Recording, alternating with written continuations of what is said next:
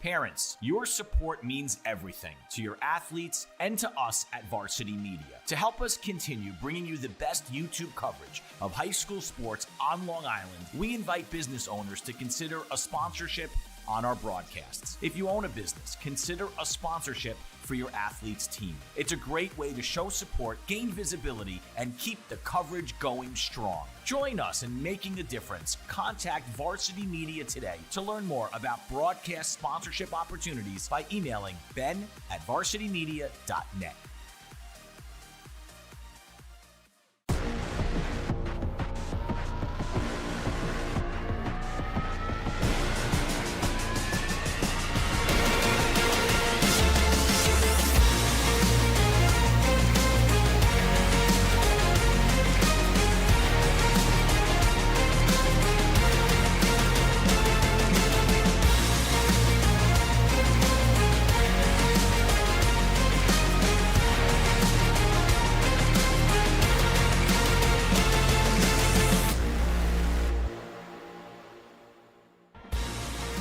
From Berner Middle School, it's finally time for another season of Nassau County football. Tonight, the two-time defending champion Massapequa Chiefs kick things off for another season filled with high expectations. We appreciate you joining us on a beautiful fall evening. Friday Night Lights are back. And before we get started, just like to thank our sponsor tonight, Speed Island.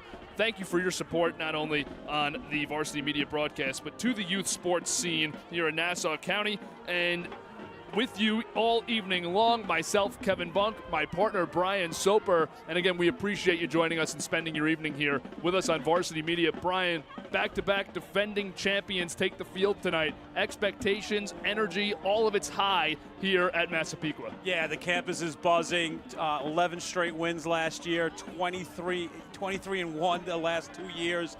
An amazing accomplishment. But here's Freeport coming in. A lot of tradition, a lot of respect. First-year head coach, 12 combined Rutgers Cups between these two programs. Conference 1 football's back. We're back. It's going to be a great night here at Berner. Freeport absolutely has players to try and pull off an upset here with Massapequa. We take a look at their guys that'll impact this game. It starts in the backfield with Glenn Person III, and on the other side of things, Jalen Brown at middle linebacker. What do these guys bring? Yeah, Glenn Person III, fast, he's skilled, 5'11", 170, 4.56 in the 40. That kind of speed can kill anybody, right? Jalen Brown, fast and skilled as well. Senior, 6 foot, 215. You'll see him both offense and defense. If Freeport's going to pull off something tonight, Person and Brown got to be outrageous. And for Massapequa, they have guys of their own. But before we get to them, we have to take a look at what happened last season in the postseason for these Chiefs. It was exciting and it was successful. They only lost one game the last 2 years, and of course, back-to-back championships. And these plays tell you exactly what you need to know about this team. Vialta throwing it to Diesso, extra point, up and good by Bichetta, 35-34. They went on to beat Floyd. 2 unbelievable high school football games to win the LIC and the Nassau County Championship. Big shoes to fill for the Chiefs. You got to replace 65 touchdowns at least. But this group is hungry, and the winning tradition is alive here at Massapequa. And the perfect guy to fill that touchdown void. How about the running back, Andrew Pedalino? He's going to be an absolute threat on every weekend, and also on the other side of things, Anthony Danello at linebacker. Yeah, Pedalino, senior. It's his time, captain. Big playability, over 500 total yards last year. Also has some speed, 4.69. Has to step in and replace Vialta in the backfield. And Danello, 3 touchdowns last year. SUNY Oswego baseball commit, but man, can he play football both sides for the Chiefs. Pedalino, Danello going to be rock solid this year for the Chiefs as they try for the three-peat. Still moments away from kickoff. We'll take a look at the keys to the game here. What are these teams trying to do to get wins? And a tale of two coaches that we'll tell you more about later, but this is what they're looking at. Yeah, Freeport win the turnover battle. Tackling needs to be flawless. I think both teams, early season, you see it in the NFL, you see it in college, got to tackle, win on special teams. Massapequa coach Shippost, limit those explosive plays. Freeport has speed for days. value the football and executed all three phases. They have the defense, they have the offense, and they got Machetta in the special teams. We are moments away from kicking off the 2025 football season here in Massapequa. We'll be right back on the other side. You're watching Massapequa versus Freeport on the Varsity Media Sports Network.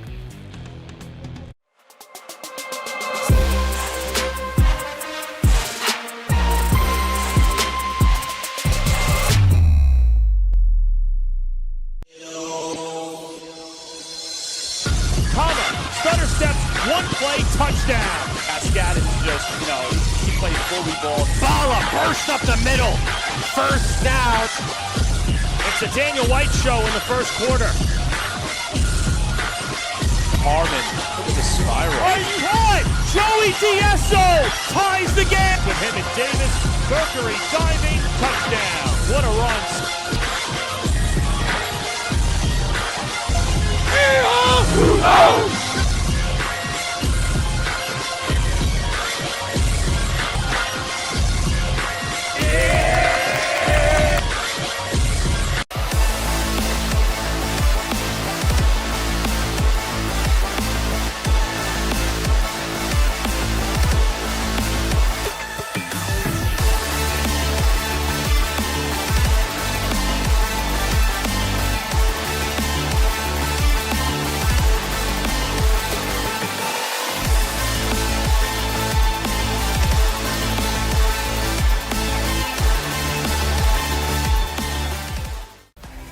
Get ready for an exciting season of girls lacrosse. The Long Island Junior Lacrosse League is gearing up for its 6th season this fall 2025. Don't miss out on the action. Join us for another incredible season of competitive lacrosse right here on Long Island. LIJLL is dedicated to providing high-energy, competitive environment for girls lacrosse while keeping the game close to home. Over the years, we've had the privilege of hosting many of Long Island's top high school and club teams, fostering talent and passion for the sport. With fields located in both Nassau and Suffolk County, we make it easy for players to compete and grow their skills. Contact us today, and we'll see you on the field this fall.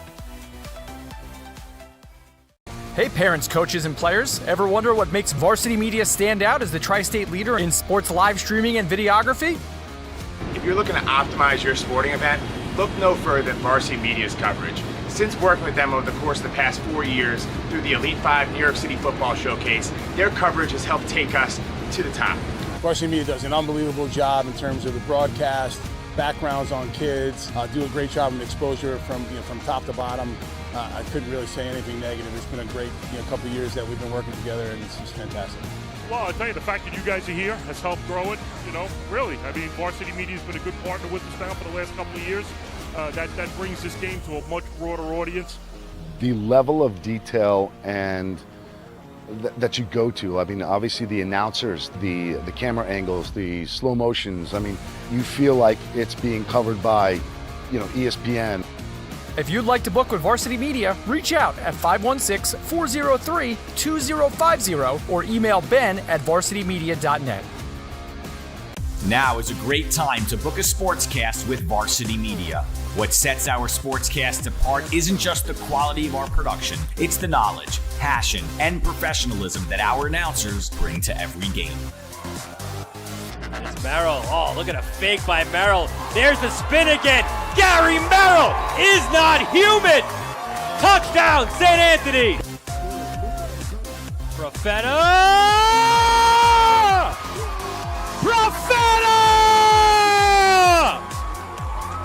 1-0, Garden City.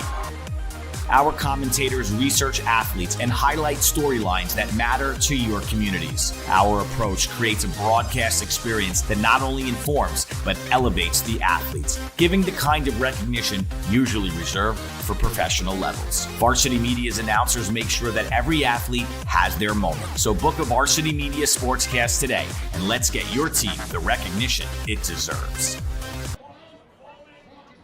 Just minutes away from kickoff here between Massapequa and Freeport. Once again, we appreciate you joining us on the Varsity Media Sports Network. I'm Kevin Bunk, joined by Brian Soper. And Brian, you could not ask for a better weather night to start this season. 73 degrees, light winds. It is beautiful. Yeah, the sun is shining, right? The lights will be on soon, but perfect football weather. Just feel it in the air. Just unbelievable atmosphere. We see red, white, and blue out there. A lot of fire and police in Massapequa. Day after, remembering 9/11. Get out there on the football and kick things off. Another great storyline, sad but nice touch here. Connor Casson, 17-year-old hockey player, tragically lost his life last December, and you see a lot of support for him, his legacy being honored here tonight at this first game. You imagine that continues throughout the season and for the rest of time here in a great community. Yeah, the shirts, the fundraising. Massapequa is the staple for community athletics. Nothing but championships last year for Massapequa High School, and you can feel it in the air. For this Massapequa team, they come in having lost just one game the last 2 years, but it did come in the first week of the season a year ago. So they're looking to get off on a better foot this year and, of course, end it the same way. What's the message for Coach Shippos to his guys trying to just set a new year here and forget about the past? I think that's the biggest thing is reset. Yes, we've won 2 in a row. This is a new crew. We got to replace some big-time names like Tyler Vialta, Joey Diesso, Billy Skirba, Kenny Jean, Alex Cimelli. But lock and loaded, reload, right, Coach Shippos, no one better. And when we saw a lot of the notes of the boys, they mentioned the brotherhood. They mentioned the camaraderie is what they love most about Massapequa football, and that's what's going to carry them. And on the other side of things for Freeport, a first-time head coach in Mike McQueen. He's briefly been an interim head coach at Baldwin before this, but he graduated from Freeport over 15 years ago now, and he is amped to get back on that sideline for his alma mater, for the school he played at, and he thinks this is a great test tonight. What's his message on the other sideline? Yeah, it's just restart. Let's go. Let's bring Freeport football back. They dominated from like 1998 to 2011.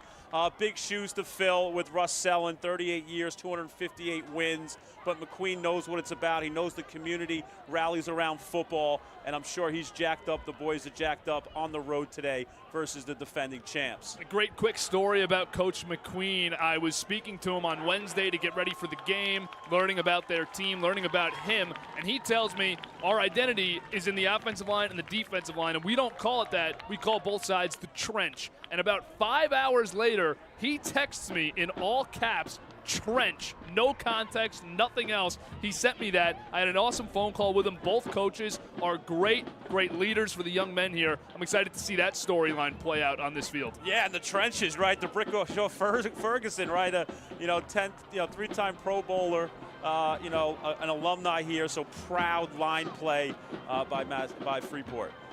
The crowd is filled in here for the Chiefs faithful, and it's just a perfect evening for these two teams. Massapequa with a good collection of seniors, a good collection of young players as well to continue carrying that torch. The expectations, of course, through the roof as they go out to take the field. A lot of excitement in this crowd. Yeah, Luke Gargiulo, QB1 now. The junior was the backup last year to Joey Diesso, who's playing lacrosse at Adelphi. 30 TDs from Diesso last year, 33 from Tyler Vialta, Cole Vialta, Luke Gargiulo, Andrew Pedalino, and Danello going to look up to pick up the slack there. And Chris Pichetta ready to kick it away for the Chiefs to start up their season here in 2025. He'll get first touch for the Chiefs. Massapequa in their home blues with yellow pants. Freeport and the all-whites on the road here against the Chiefs. And the opening kickoff is underway, and it's a good one. Out of the back of the end zone. It'll be a touchback to start the 2025 season for the two-time defending Long Island champion, Massapequa Chiefs. Yeah, huge leg for Bichetta there, the senior, a soccer player. Says his biggest highlight last year was winning that extra point, the kick to beat the Dalers for the Nassau County Conference 1 championship. It'll be Freeport's offense on the field first, looking to get on the board and get an early lead. And they're led by Jaden Mosley, a quarterback that many won't be familiar with, a sophomore. And Coach Mike McQueen and this staff are really excited about what he can bring. Yeah, 6'1", 175, says mature beyond his years, dynamic athlete, dual threat. Look for him to hand it off to Person, and he has some speed on the outside with Brown and Abdullah Ali. and you look in front of him, some big bodies, including David Addo, a two-way player on that offensive line. He'll be at left tackle, number 50. You want to keep an eye on him. But in that backfield, you see Mosley and Parson, the two-headed monster at quarterback and running back. That'll lead Freeport this season. Yeah, Freeport's that team that kind of brought the spread offense to Long Island football under Coach Sellin.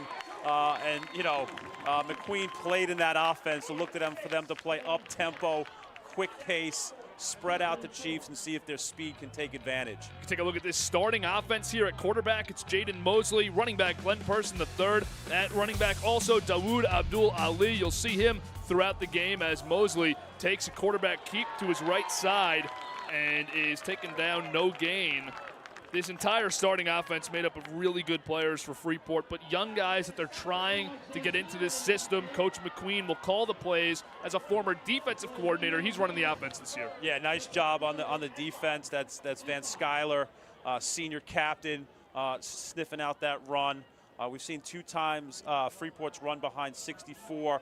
Malik Groover, 6'2", 275 captain, anchors those trenches for Freeport.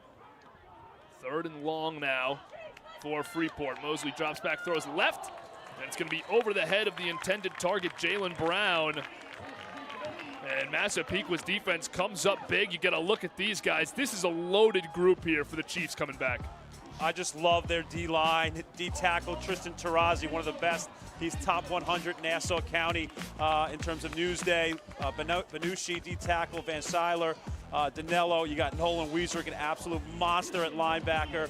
The brother, Giovanni Tarazi, Joe Brooks. You see Cole Vialta was on that coverage, and you got Ippolito and La Rosa playing corner. To punt it away here for Freeport, Christian Martinez. His punt will get just short of the 50. Be returned by Vialta, and he's down at the 34-yard line in Freeport territory. So good starting field position for the Chiefs. Yeah, Cole Vialta, really good-looking athlete. You see his size, 6'3", 190. Had 158 yards receiving last year, 3 touchdowns. You see him on offense, you see him on defense, you see him on specials there, catching kicks. Luke Gargiulo's going to be the guy who steps into the role of quarterback for this Massapequa team. Expectations ride on his shoulders, and this coaching staff thinks he's ready for it. Yeah, good size, 6 foot, dynamic athlete, like the SO, multi-sport athlete, played lacrosse, 8 goals, 4 assists for the Chiefs, who won the county in lacrosse as well. But Gargiulo, big shoes to fill, but I think he's ready. Dad was a coach. He studies film. He knows this offense like the back of his hand. He'll drop back and throw to his right side. That's going to be complete to Vialta to start this game. He'll be about 2.5 yards short of the first down marker. Nice little start there for the quarterback. Yeah, nice job. Nice, easy, quick completion to a reliable target in Vialta. Some of the biggest things here is this offensive line is very athletic, very good technique under Shippos. They lost Pineda and Malenko last year, but Jack Mulligan's a promising sophomore. You got Wieserick, Van Skyler. Tarazi's probably the best lineman in the conference, and then you got Benucci. Good option rush. We'll see Gargiulo head out of bounds. We'll see where they spot him, but I believe it's going to be around the 12-yard line. A really nice play. Pulls it, goes right. We'll get another look right now. Quarterback making the right read. Yeah, he said his favorite quarterback's Josh Allen, right? Little Josh Allen-esque there. Great blocking. See Vialta blocking downfield. 55 with a great block. Van Skyler, we've seen him make a play on offense and defense. This offensive line is very cohesive, and it's got to be pretty fun running behind them. The Chiefs get a fresh set of downs in the red zone for the first time this season. Handoff is going to go for nothing. That was Andrew Penalino on the carry, and a great defensive stop for Freeport. We'll take a look at their group of guys on the other side, which is made up all around Jalen Brown, who you just saw in on that tackle. Yeah, Jalen Brown, and watch the linebacker, 22, Dawood Abdul Ali, 5'8", 170, hits like a freight train. Nice job, good penetration there. You see Carter and Wapples out there at corner. And just, size, right? David Addo, 6'5", 260. Groover, 6'2", 275. Some big bodies. Another keep for Gargiulo. Takes it right up the middle and in for the first Massapequa touchdown of 2025. Yeah, talk about athletic offensive line. Not even touched. Gargiulo, watch this, blocked perfectly. Motion there, Brooks goes in motion, keeps it, Gargiulo up the middle, great seal, unbelievable block. That was the sophomore, Jack Mulligan.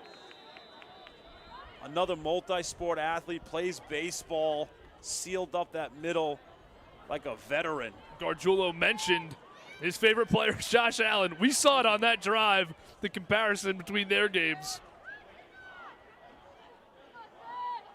The extra point is up and through for Massapequa, so a 7-0 start. Chris Bichetta with the made PAT, and the Chiefs right back where they left off. Take a look at those last 4 years for these Chiefs. Hard to find a more successful high school football program locally. Yeah, and they just keep reloading. 32 seniors on this team, so they know what it's like to win. They don't know what it's like to lose, really. One game, just unbelievable tradition here. Great start. They opened up last year against Freeport. They beat Freeport last year, 38-14. Perfect start for Shippos. Complete domination by the Chiefs. And now Freeport will have to try and respond. The first-year coach, the young team on the other side for the Red Devils. You don't want to let this get too far out early in front of a hostile environment on the road. The energy's great. Massapequa wants to come out here, have some fun, and do what they've done the last few years. You know, you mentioned the last 4 years. The last 4 years for Freeport, they've won 4 games. Last year, they got to the quarters, lost to Oceanside. Really tough league, right? You got Massapequa, who's always good, Farmingdale, who was the preseason one last year, and then you have Oceanside. It's just a really tough conference to get into the top. So Freeport just hanging there in the middle, looking to make that next step with Coach McQueen. There is Coach McQueen. He sends his guys out to return the kick. Last time on the opening kickoff of the game, we saw a touchback on an absolute bomb from Chris Bichetta. Yeah, you know, to have a weapon like Bichetta is, you know, for extra points and kickoffs, to dominate field position. A lot of teams that don't have kickers, they kind of pooch it. They try to onside. You give people the ball on the 40, the 45. Touchback city with Bichetta. Here he comes again, a 7-0 lead for the Chiefs. Bichetta gives that one another ride. It'll be the same result out of the back of the end zone. For a moment, looked like possibly returned, but the Red Devils knew better. So Freeport will take over at the 20-yard line after the touchback, facing a 7-0 deficit early. And this Massapequa defense looked great on that opening series. Yeah, defense last year, they created turnovers, especially timely turnovers, always looking to be around the ball. It starts in the trenches with Tarazi, Van Skyler, Danello and Weiserick are two of the best linebackers in the conference. And then you got Vialta on the backside, just a scary defense for Coach Shippos, who runs that D, and he knows a thing or two about winning football. Jaden Mosley steps back in the shotgun for Freeport. To his right is Glenn Person. Mosley throws a quick screen right side. It's intercepted, and taking it the other way for a Massapequa touchdown is Giovanni Tarasi. What a start for the Chiefs. Unbelievable job. Little tip drill, right? Trying to get an easy completion. Tips up, says thank you. House call for 42. That's Giovanni Tarasi, younger brother of Tristan. The fourth Tarazi to play in the Chiefs jersey. Are you kidding me? What a start to the season for Giovanni Tarazi, taking it to the house. And right back out there, Chris Bichetta looks to make it a 14-0 game with this upcoming PAT. They did that all year. Timely turnovers in their defensive end when they pin guys back. Unbelievable job. Starts with the kickoff, the touchback, and some great hands. Not shocking since Tarazi himself is a junior baseball player as well. That kick is up And good. 14-0 the score with 9:16 to play here in the opening quarter from Massapequa. You're watching Massapequa versus Freeport on the Varsity Media Sports Network. You're watching the Varsity Media Sports Network, the home for New York high school sports. Now is a great time to book a sportscast with Varsity Media. What sets our sportscast apart isn't just the quality of our production, it's the knowledge, passion, and professionalism that our announcers bring to every game. It's Merrill. Oh, look at a fake by Merrill. There's the spin again. Gary Merrill is not human. Touchdown, St. Anthony. Profeta!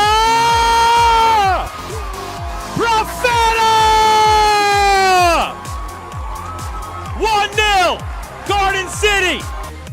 Our commentators research athletes and highlight storylines that matter to your communities. Our approach creates a broadcast experience that not only informs, but elevates the athletes, giving the kind of recognition usually reserved for professional levels. Varsity Media's announcers make sure that every athlete has their moment. So book a Varsity Media Sportscast today, and let's get your team the recognition it deserves.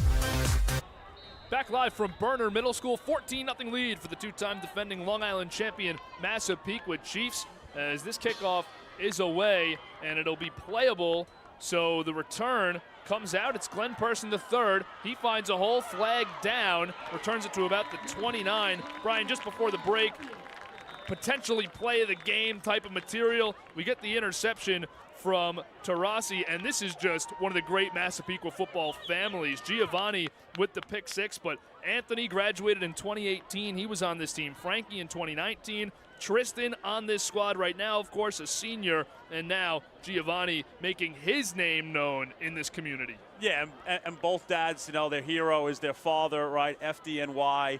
Shout out to him. Just look at this, 4-2 to the house.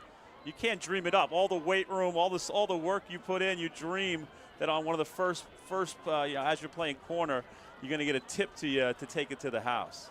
We got a 10-yard penalty on that kickoff against Freeport, so they'll get it back at their own 18. And they have a long way to go, 82 yards. They haven't been able to get a first down yet. So they're trying to figure out how to navigate this Massapequa defense, which is flying around on their first 4 plays defensively. It includes a pick six, 2 tackles for loss, and an incomplete pass. I like the play call, right? It was nice. It was a good idea to get a quick completion on the outside, almost like an extended handoff. Unfortunately, tip went to the house. Person will move from the left to right side of his quarterback, Jaden Mosley. As Freeport looks to bounce back, Mosley keeps and picks up about 4 or 5 yards there. Yeah, nice job, center Antoine McLean Jr., call him AJ. Nice job securing the middle there. But you saw Nolan Wiezerek, 52 with the hit stick. Honorable mention, All-American lacrosse player. Has that mean streak, high motor. See the size of him at only a junior. He's manning that inside for the Chiefs.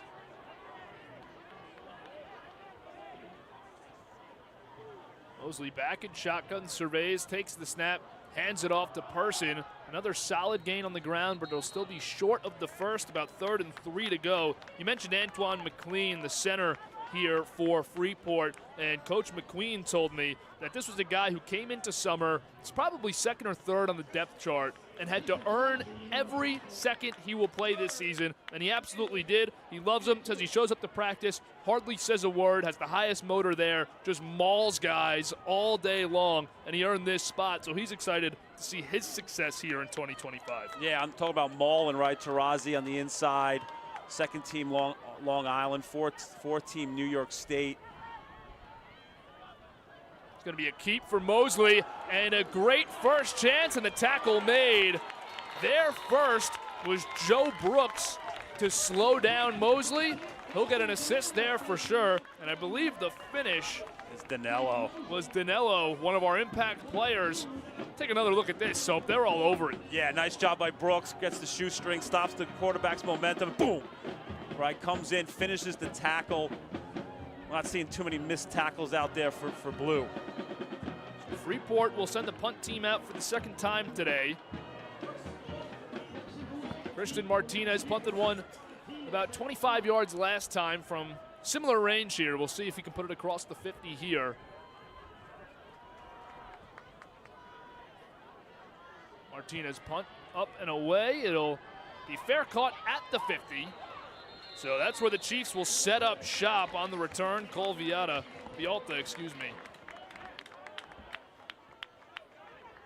Massapequa's offense sets back up with a 14-0 lead.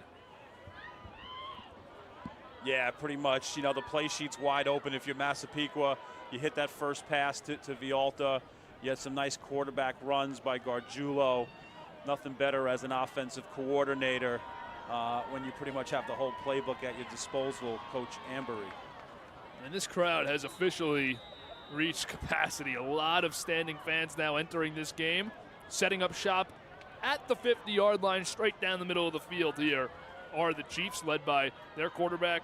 Luke Gargiulo already has one touchdown on the day, the lone offensive touchdown for Massapequa.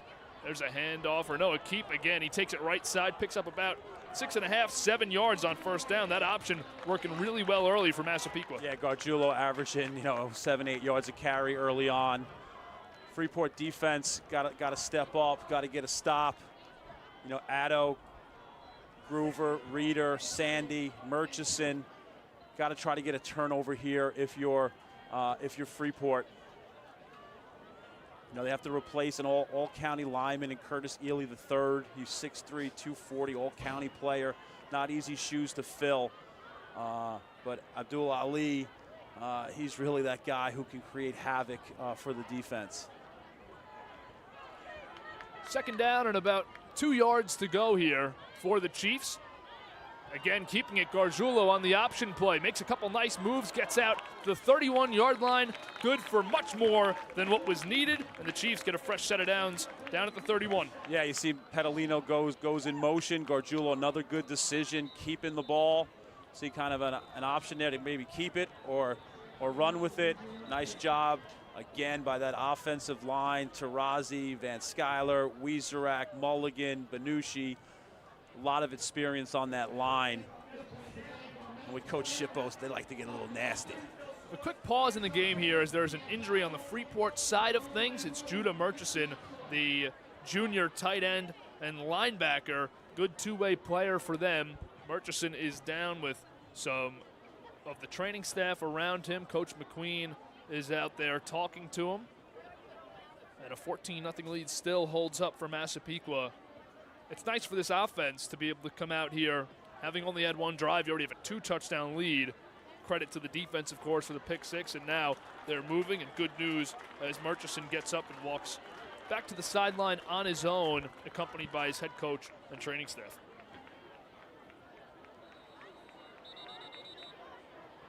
Massapequa just, they put up a lot of points last year.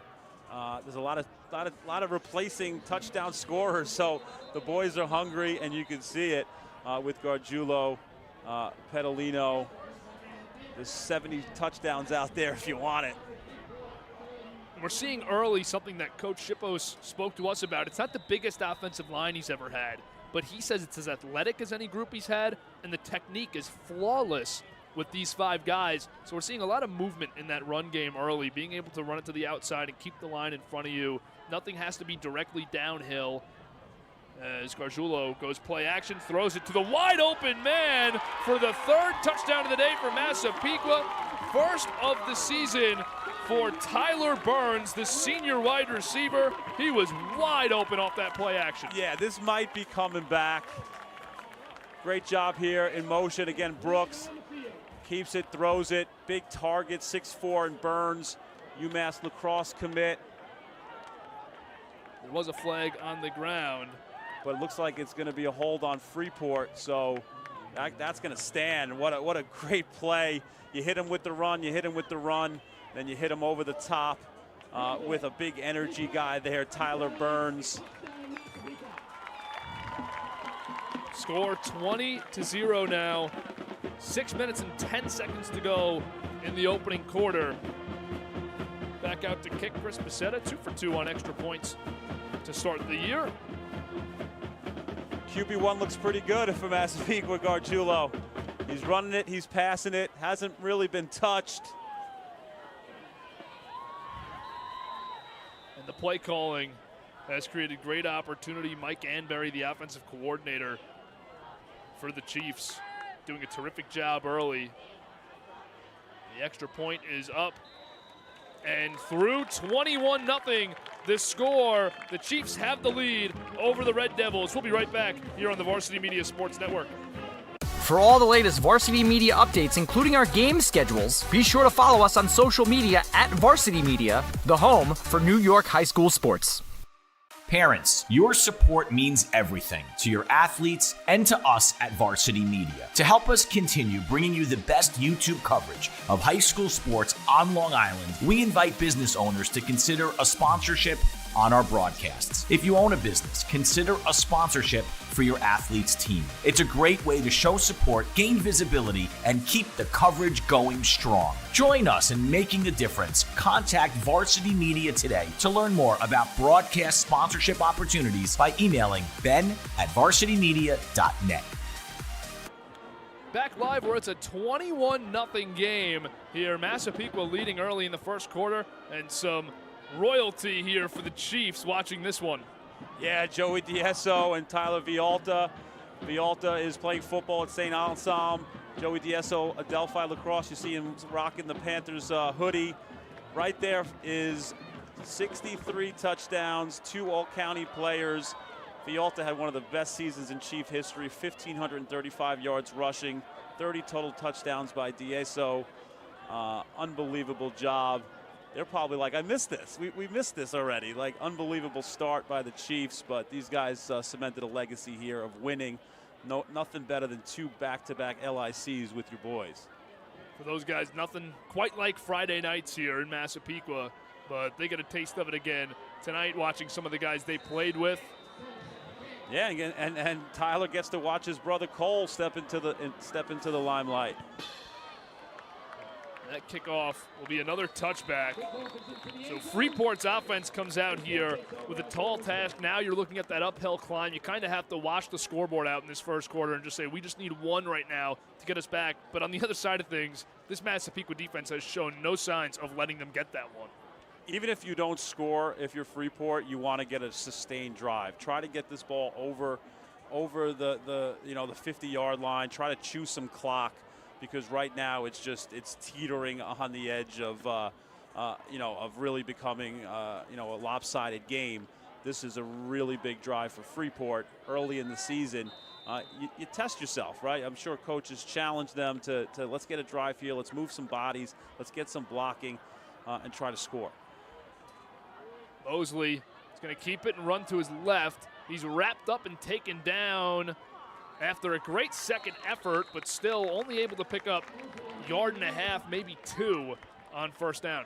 Yeah, nice job by him. You see the composure by the sophomore quarterback. First down, you're looking to get a couple yards. They've had 3rd and long. Try to get yourself into a 3rd and short here and pick up a first down. The Red Devils are yet to pick up a first today. This is now their 4th offensive drive. 2 3-and-outs and a pick 6 have been the results, but positive play on first down could be what they needed. Mosley with another rush, and the middle gets filled. Converging there, a group of Chiefs, including Alex Van Schuyler. Yeah, another multi-sport baseball player. He wants to do what we're doing right now, a little broadcasting when he gets out. His sister Cassie was a 3rd baseman on that World Series softball championship team. I think it was 23 for Massapequa. This town's about winning, breed winners, and it just runs deep in these families. Van Schuyler, one of the great 2-way offensive line, defensive line players for the Chiefs. You see him at center, you see him at defensive tackle, you can see him lined up at defensive end. Now a big 3rd down for Freeport on the run. Throw towards the sidelines, incomplete. The intended target for Jaden Mosley was Dawood Abdul Ali, one of the team captains here. Yeah, great coverage at corner. Mike Ippolito, junior, three-sport athlete, lacrosse, basketball. Some really good coverage. You had Cole Vialta, you had Ippolito. No separation by the Freeport receivers. Another 3 and out for the Chiefs. And you mentioned it earlier, but just the ability to potentially flip the field for Freeport. If you could pick up 2-3 first downs, sustain something, and then punt, would go a long way. But now back inside their own 20 again. They punt out to the 50. Vialta has it. He's going to take it to his right, gets about 6.5 yards before he's taken down. And that's where the Chiefs will set up shop at the 44-yard line. Yeah, good tackle. Jabril Estevez, 5'7", 140 senior for Freeport. But again, Massapequa has been living in Freeport territory.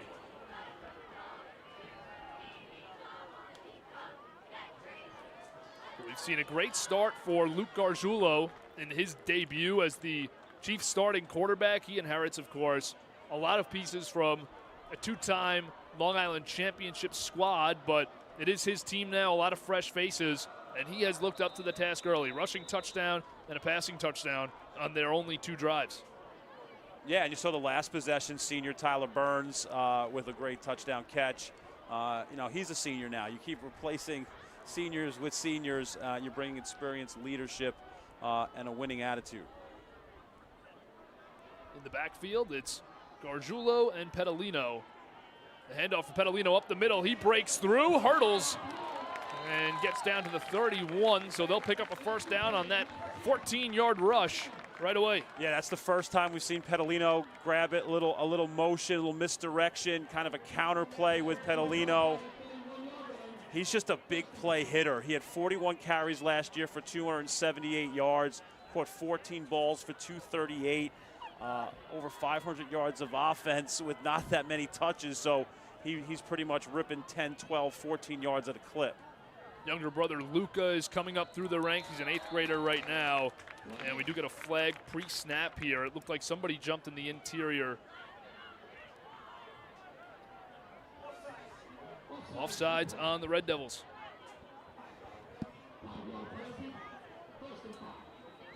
Yeah, the misdirection, the motion is really hurting Freeport. And really good decision making by Gargiulo early on, whether to pass it, keep it, or hand it. Chiefs are rolling. So the Chiefs now just outside of the red zone. They're at about the 25-yard line. Gargiulo takes a look over to the sideline, gets the signals from his coaching staff as they set up. Gargiulo drops back, looks left, throws it, looking for the end zone for Burns, and it's just overthrown. Almost had another. Yeah, it's a big target in Burns. He's 6'4". You got Vialta on the other side at 6'3". That's some really big targets on the outside for Massapequa. Just a bit overthrown by Gargiulo. Pretty good coverage by Freeport. Again, this is a Freeport program that dominated Long Island Class 1, 6 Rutgers Cups, 9 county championships, 7-time Long Island championships under the great Rush Selin, McQueen. It's not gonna, it's not gonna be built in a day. You're gonna learn a lot about your team tonight. Handoff's gonna go for about 9 yards. So again on it, Andrew Petalino with a productive carry. Yeah, good job, DN. Kyle Sandy, junior, 5'10", 195. Good tackle for the Red Devils. Defensive coordinator for Freeport, DeMonte Woody. Wide receiver coach Marcus McFarland joining the staff of Mike McQueen. You have a big group of receivers here, too, who can really provide for you in the running game. We see them running behind Vialta and Burns a lot on the outside, and those guys picking up second-level blocks and helping both the quarterback and running back get big gains. Petalino takes it up the middle. It'll be enough for a first down. Yeah, again, misdirection up the middle.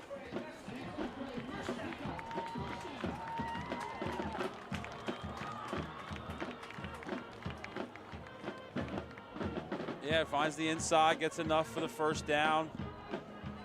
Good stop by the Freeport defense. Jalen Brown.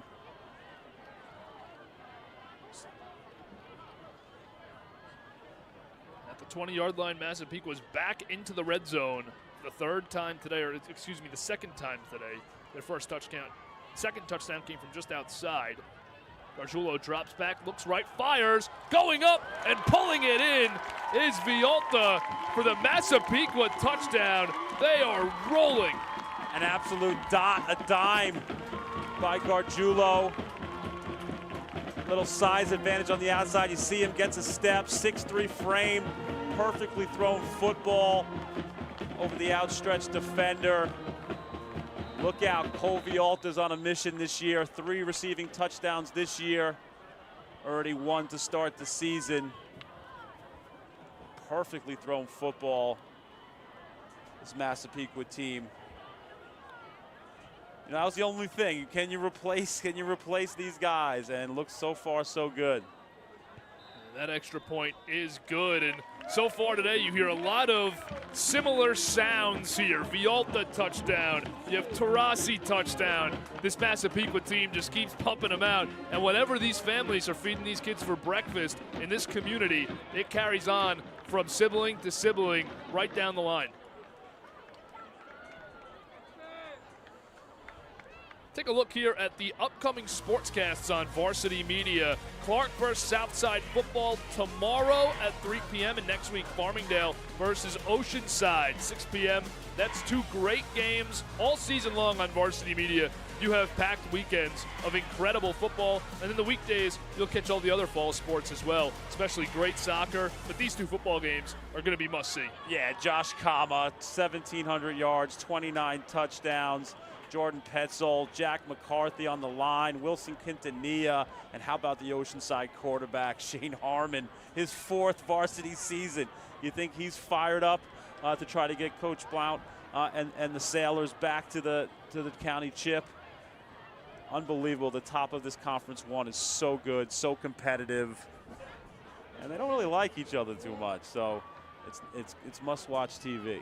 Still in the first quarter here, minute 54 to play, 28-0.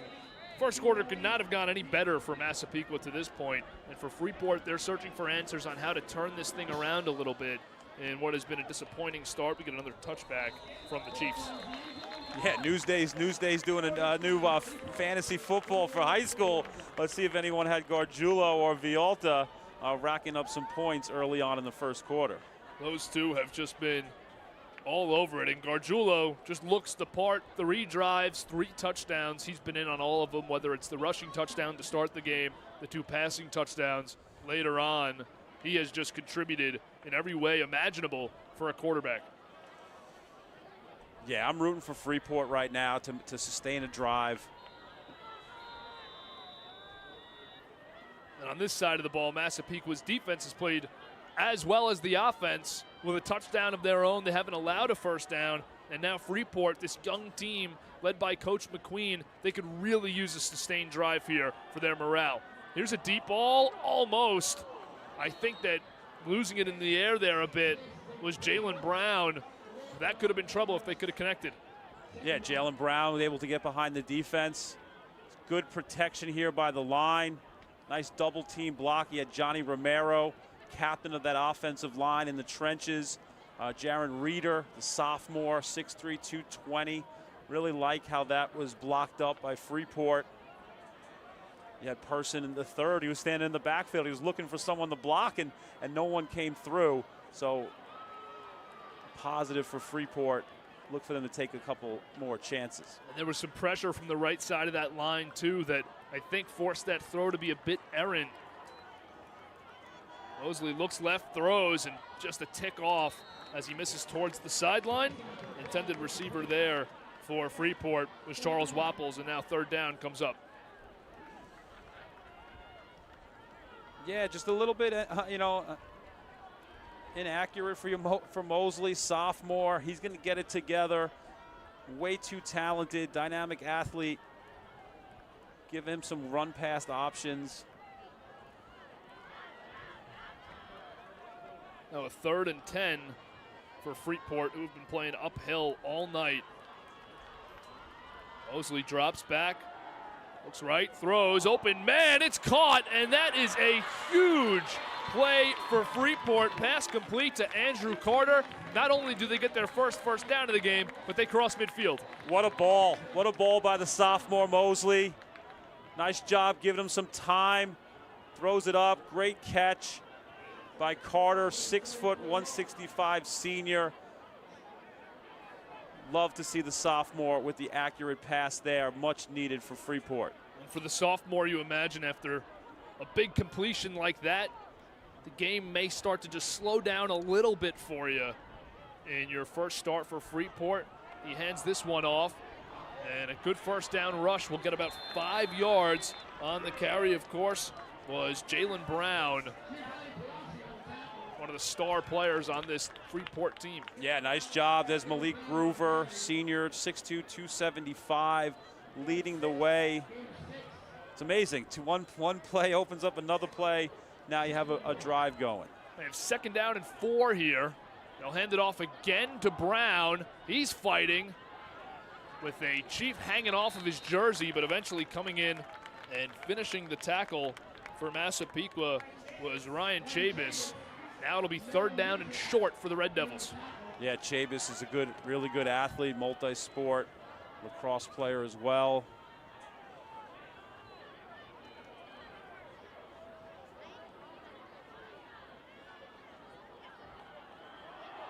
There's a carry for Mosley, picks up another first, so now stringing together a nice drive for the Red Devils as their sophomore quarterback takes it across the 35 for a 1st down. Yeah, that time Mosley elected to keep it. You see the strength of that kid. You shed off one or two tackles to make it a positive play. Mosley drops back with time, steps up, he's gonna run, tucks it. Gets across the 25 down to the 21, just short of a 1st down. Actually, may have gotten it. We'll see the spot here. Yeah, flag down. As the first quarter comes to a close, we'll learn about the flag and field position for Freeport after the break when we come back. But this was the play that really set things off for Massapequa. Tip drill, you do it every day in the summer and fall practice, and one of the first possessions you get one on a silver platter if you're Tarazi. The Chiefs cruising into 2025 here with a 28-0 lead after the first quarter. We'll be right back on the Varsity Media Sports Network. What's up, it's Sean Lights Out Merriman, former Charger and Bill, and you're watching Varsity Media.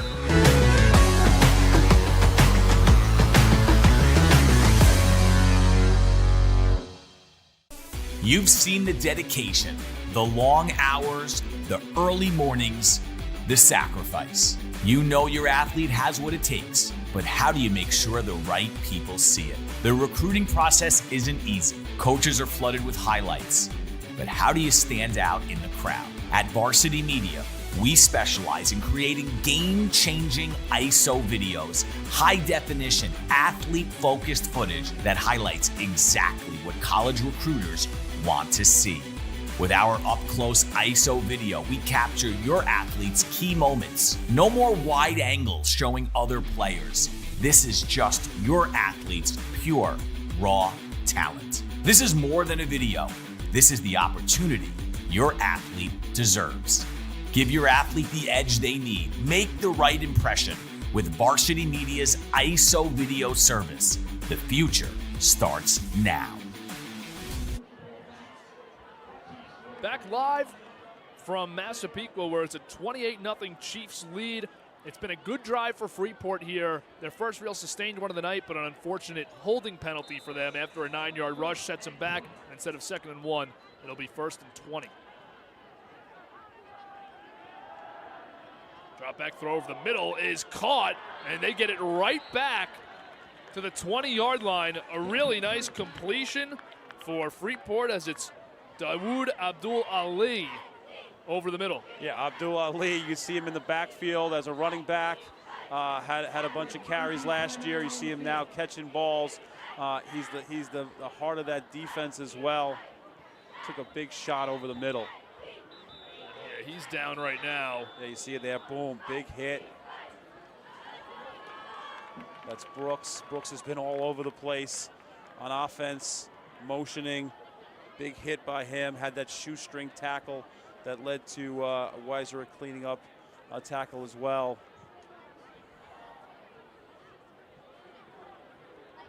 Joe Brooks, one of the captains of this team, the senior. 5'8", plays much bigger in that secondary. And getting up is Abdul Ali. And he does a light jog off to the sideline, so a very good sign. Definitely a stinger, though. You mentioned Brooks. Brooks was on the team as a sophomore, so this is his third season for the Chiefs. Brings a lot of experience, a coach on the field. Really, Shippos and Amberry really lean on him to get the offense and defense going. So we will get the field's flipped here. Yeah, it was an untimed down because of the first quarter ending on a penalty. And that penalty, of course, now 2 plays ago was, I believe, on the left guard, Malik Groover, who is one of the premier two-way players in Nassau this year, but he got held up by Alex Van Skyler on the other side, and sometimes you just got to make a decision to save your quarterback, and I think Groover had to do it. A great matchup between those two all night long. Yeah, nice job, nice completion, 20-yard completion right at the sticks. Another first down for Freeport, sustaining this drive. Handoff left side. Brown takes it to the 19, so it's about a 2-yard pickup. For Van Skyler, he's an absolute game wrecker on that defensive line. He'll also ruin your defensive game plan on the offensive line. Favorite player is Quinnen Williams of the Jets, and I tell you, if you watch Quinnen on Sunday and Van Skyler tonight, you might not see too much of a difference. Yeah, good job there as well. Lucas Benucci, right, senior, is a wrestler. Coach Shippos, you know, he's a talkative, he's a leader, was much improved last year. One of those guys looking to have a tremendous senior year on the line for the Chiefs. Mosley steps back in. Lined up to his left is Kali Shaw. Mosley gets the snap. He's just going to take it to the left side. No hesitation. Gets down at the 16. So they'll have about 4 yards to go for a first down. Yeah, followed the block of Johnny Romero.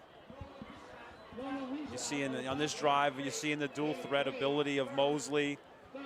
Really a dynamic athlete, strong arm. Has shown more accuracy in the end of the first quarter, starting to gain his confidence.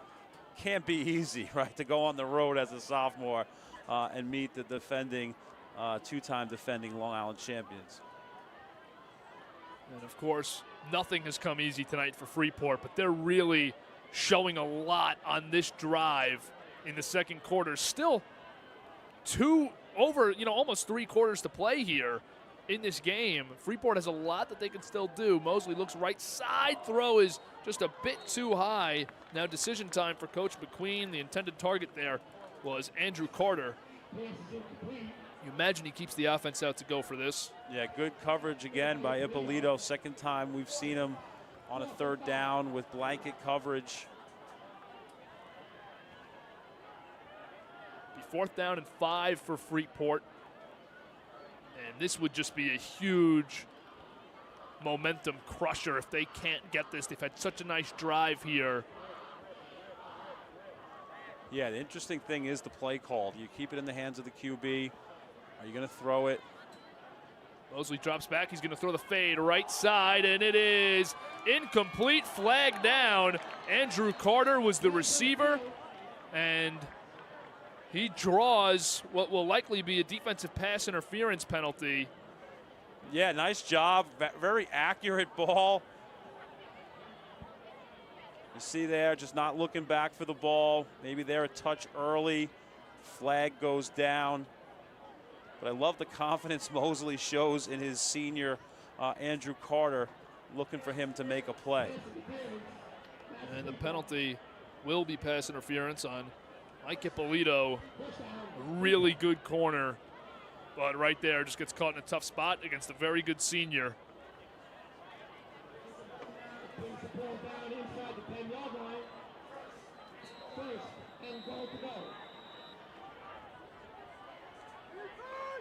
Now a big opportunity inside the 10. Mosley keeps it, jukes, and he'll get down to about the 6-yard line.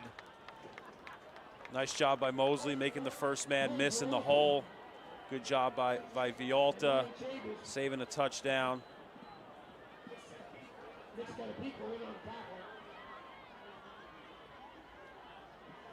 The sophomore quarterback Jaden Mosley trying to lead his first touchdown drive as the Red Devils starting quarterback. He was a standout on junior varsity last year. And they think he could be the guy that's a 3-year starter who can really turn this thing around and get it back to what it once was. Mosley drops back, immediately throws right, and that ball is caught. It'll be a touchdown. They go right back to the well with Andrew Carter. A great ball from Mosley. Yeah, I mean, pinch me. This is high school football. We've seen both quarterbacks dropping absolute dimes in the back of the end zone. Perfectly placed ball. Really good coverage by Ippoliti. Just a better ball. Unbelievable drive for the sophomore, Jaden Mosley. And I believe they're going to stay out to go for 2 here. Down 28-6. Coach McQueen trying to make up some of that ground while he can. He has an opportunity to do it. So the senior Carter gets the first touchdown of the season for the Freeport Red Devils. And it comes at a time they needed it. Now a big 2-point conversion to try and cut this game to 20 points. Difference, Mosley hands it off. The right side carry, and sneaking inside the pylon for Freeport is Kali Shaw. And a really successful drive to start the second quarter for the Red Devils. Yeah, just following his blockers. Kali Shaw showing off some speed. Gets to the edge, follows his blockers. Gets the 2-point conversion. Shaw Jr., 6'1", 180. You see the jitterbug type quicks by him. Just a well-done drive. Dylan Pygott was out there leading the way for Shaw. I think on that drive you see how a young quarterback can just develop right in front of you, where I think in the beginning of this game, Coach McQueen makes a conscious and probably correct effort to try and keep it conservative, try and run the ball, get the yards easy where you can, play it underneath. And on that drive, we saw the sophomore Mosley really air it out for a lot of it, use his legs, and they use those great athletes at running back to make sure they come away with 8 points. And they got some breathing room. It's really nice to have some field position where you don't feel like, you know, you're on your 20, you're on your 30. Any mistake can lead to a turnover. So you really saw the confidence there. And shout out to Addo, Groover, McLean, Romero, Reeder for the blocking. And a really, really nice block by Pygott as well on that 2-point conversion. Everything was kind of clicking there for the Devils. And I think Shippos and the coaching staff's going to use that as motivation to keep the boys from Massapequa focused. And now this does become a significant drive for both sides of the ball, because you can look at it and say 28-8, okay, Massapequa has a huge lead, but we just saw what Freeport's offense can do. You don't know if that's going to be the look for the rest of the game now, that they can move the ball that way, now with the quarterback getting some confidence. But for Massapequa, you really want to try and keep that door closed here instead of giving them the opportunity to make this a 28-16 game. Yeah, the Freeport defense really hasn't shown the ability to stop them. Maybe look for something, try to get a turnover. Maybe not an onside kick yet, but try to steal a possession here or there if you're Freeport. Martinez to kick, and he lets that one fly down to about the 13-yard line. Massapequa on the return with some room. Breaking tackles, and finally wrestled down is Joe Brooks. Great field position again for the Chiefs as they look to add on to a 20-point lead. Yeah, Coach Shippo said let's execute in all phases. Was he talking just about Joey Brooks? Is he wearing some Brooks running shoes here? He's off to the races. He's been doing it on offense, doing it on defense and special teams. That's a 3-year varsity player. That's experience. That's a winning combination when you guys got guys like Brooks touching the ball for Massapequa. Coach Shippos and his staff will look to see what their offense can now do with good field position after the defense allows the touchdown. Can they pick up that defensive unit who have been so great tonight? It's just, they've been living in the Freeport end, and as a play caller, the entire sheet is wide open. You have the ability to pass it, to run it. Maybe look to get Danilo involved a bit if you're Massapequa. Line of scrimmage here is the 47. Handoff goes right back to Brooks, and he's going to take it up the middle for about 3 yards. Good to see Abdul Ali back in there. He caught that pass over the middle, makes a tackle. That's what he does, tackle machine. Nice first down gain by Brooks. 2nd down and 6. We get a 20-point lead for the Chiefs. 8:35 and counting to go in this first half.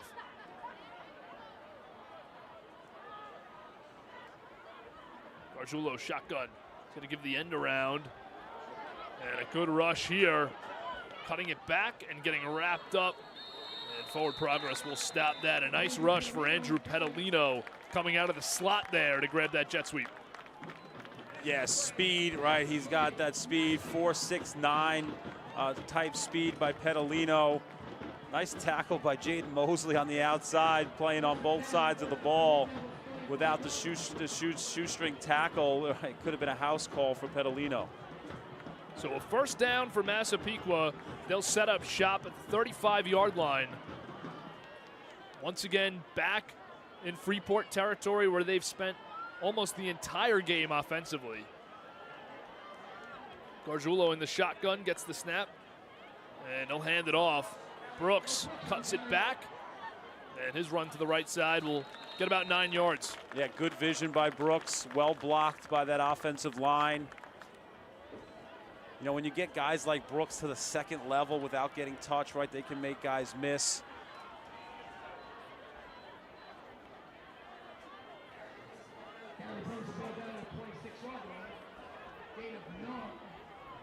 So for Massapequa, they're looking to get this first down here, 2nd down and 1. They haven't had to face much 3rd down today.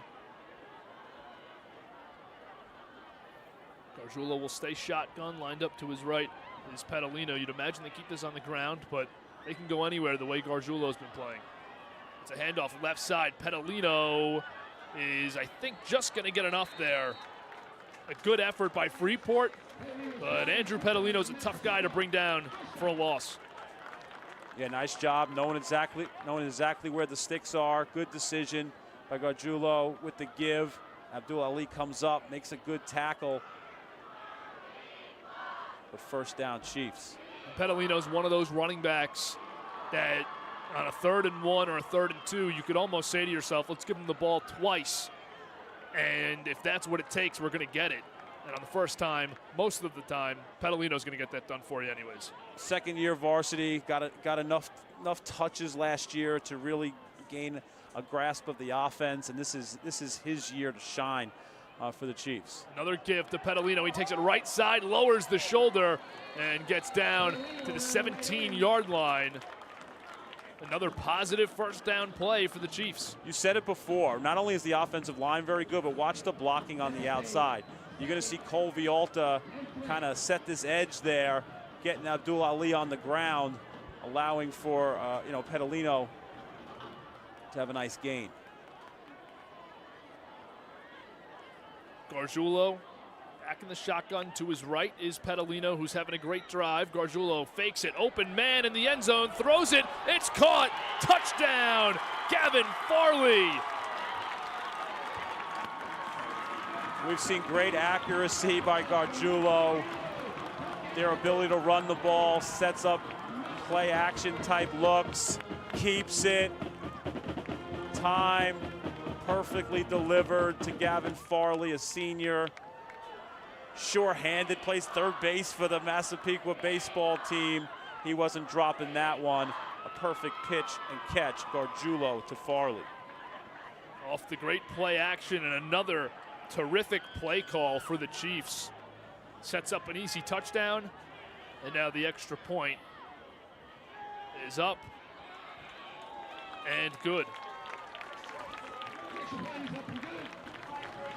So we'll take a quick break. We'll step out. Massapequa's lead now up to 35-8 here at home on their opening Friday night. We'll be right back on the other side here on the Varsity Media Sports Network.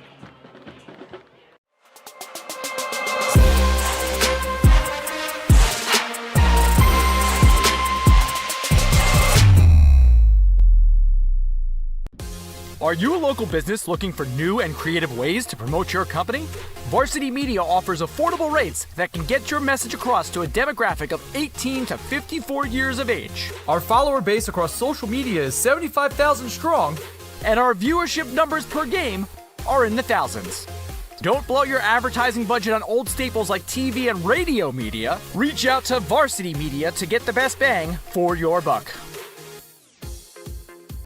Back live from Massapequa, where the Chiefs have just controlled this entire game so far. And here in the second quarter, they come off another touchdown. Luke Gargiulo tonight has just been sensational for a first-time quarterback. Yeah, unbelievable. Gets behind the defense. Farley, nice catch. Senior getting some action. That receiving core of Vialta, Burns, and Farley, and you add Danello at tight end, it's a lot of weapons for Gargiulo. So they'll kick off again. They're waiting for Freeport to come out with the return team.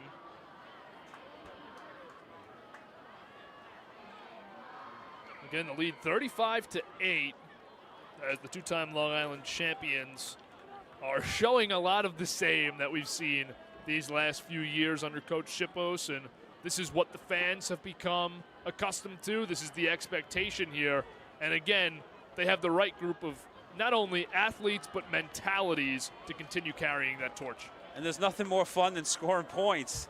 35 against Farmingdale in the Conference 1, Nassau Championship, 42 points against Floyd, 35 in a quarter and a half here at Burner. Just lighten up the scoreboard. You even have the defense getting involved with the pick six and nearly a kick return last time up. So every phase hunting for points. Two of them have gotten them. This kick will bounce towards the sideline, and wisely letting it roll out of bounds for Freeport was Kali Shaw, who has the two-point conversion today and now makes a heads-up play to give his offense better field position.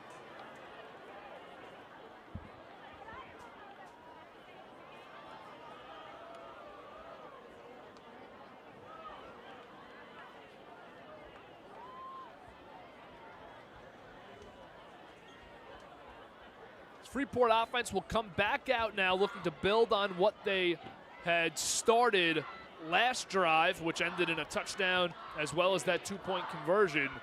And I thought on that drive we really saw the maturity of the sophomore quarterback, Jaden Mosley, start to come to the forefront. It's pretty simple, right? You either, you set up the run, to run it to set up the pass, or you pass to set up the run. I think for Freeport last drive, a couple of passes where they got behind the defense, maybe softened Massapequa up a little bit, allowed for some running room and some big plays on the outside eventually for Freeport. There's Massapequa defense looking to pick up where they were before that last drive, which was just relentless pressure, constant stops. They hadn't allowed a first down. But Freeport got the best of them last time out. They'll do it again here. Mosley in the shotgun to his left. Yeah, they're going to see if they keep feeding Carter on the outside. Mosley tucks it, looking to run.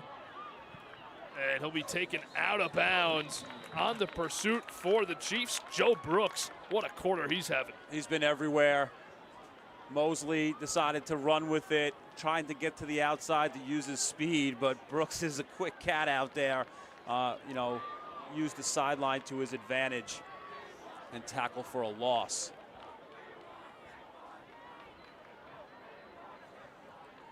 So now we're back to second down, and it's about 13 yards to go. They have to get to the 45-yard line for a first down. Line of scrimmage is the 33. Mosley with 2 backs lined up with him. Hands it off to Brown, who's wrapped up and taken down there on first contact for Massapequa, Nolan Weiserick. Yeah, you just saw his ability there to read the play. Linebacker playing downhill, seeking the ball carrier. He was an honorable mention All-American lacrosse player, one of the more highly recruitable juniors out there on Long Island. Brother Ryan plays lacrosse at UMass. Just a great size, instincts, playing the linebacker position and the offensive line for Massapequa. Big 3rd and 11 here for Freeport. Again, they go with 2 backs. They rarely play with a tight end. And they're going to get a pre-snap penalty here. It's the Red Devils jumping.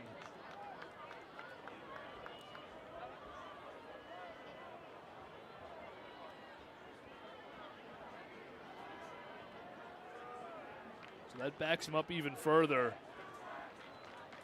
And you wonder how aggressive the play call will be here. Down 35-8. Now 3rd and 16, backed up in your own territory. Do you take the shot to just try and get in, or are you trying to get a few yards and launch a good punt off to change field position? We'll see here. Yeah, you see Dylan Milio out there at cornerback, another dual sport athlete. Mosley drops back. He was facing pressure, so he just runs it up the middle, breaks a tackle. Mosley's going to get the first down and more as he gets to the 49-yard line, needed to get to the 45. And that's a big heads-up play by the sophomore quarterback to use his legs and pick up the first. Yeah, this is the definition of dual threat quarterback. Looks back, finds a seam, well blocked. Gives him some space. That was Jaron Reeder. Gave him just enough of room to get up to 5th gear. Ability to create a big play and a first down for Freeport. Reeder's only a sophomore. A huge upside on that line for Freeport. Mosley drops back, looks right, fires, and the high point catch is made by Carter, who's having a terrific night. Yeah, he's an absolute weapon on the outside. 6 foot, good size, but he almost, with his ability on the outside to high point that football, he's almost playing at 6'4". Look at that athletic ability, catching it in front of Ippolito. Under 3 minutes to go now in this first half. 35-8 the score. Mosley drops back. Thought about running. He does and just heads to the sideline. So, yeah, good job by the Chiefs defense, kind of keeping contained. Brooks kind of like spying him there, not allowing him to get to the outside. You'll take a 1-yard gain if you're the Chiefs defense. Now 3rd and 2 coming up here. You imagine this is, check that 3rd and 4. You imagine this is 4-down territory for Freeport. Yeah, 2 runs or maybe a toss to the outside to Andrew Carter, who's seemingly been catching everything on the outside for Freeport. And the way that Mosley's been running, he has a good chance of doing this on his own. Yeah, you see Carter out here to the left now. He's on Milio. He switches up with Charles Wapples, who heads over to the far sideline. Mosley drops back. He has time. Sends it downfield. That ball is caught. A first down, and now down to the 12-yard line on the reception. Dawood Abdul Ali, and it's a big one. Yeah, 22 Abdul Ali. This is the second time we've seen him use the middle of the field. This is an accurate throw. Giovanni Tarazzi has pretty good coverage there. It's the second time we've seen Abdul Ali, wreak havoc in the middle of the field. Mosley looks left, that throw incomplete. And on the coverage, doing a nice job for Massapequa was Nolan Weiserick, who's been all over it this drive. Yeah, when he hits you, you're gonna know it. He brings the thunder.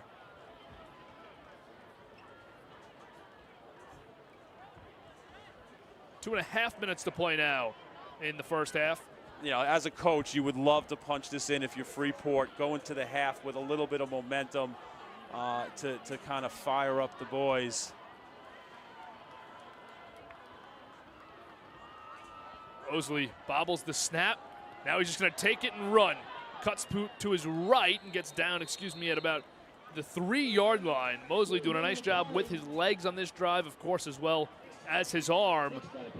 As we get down to 2:15 to play now. Yeah, nice job. That's Nick Scanapico, the senior, number 40, saving a touchdown for the Chiefs.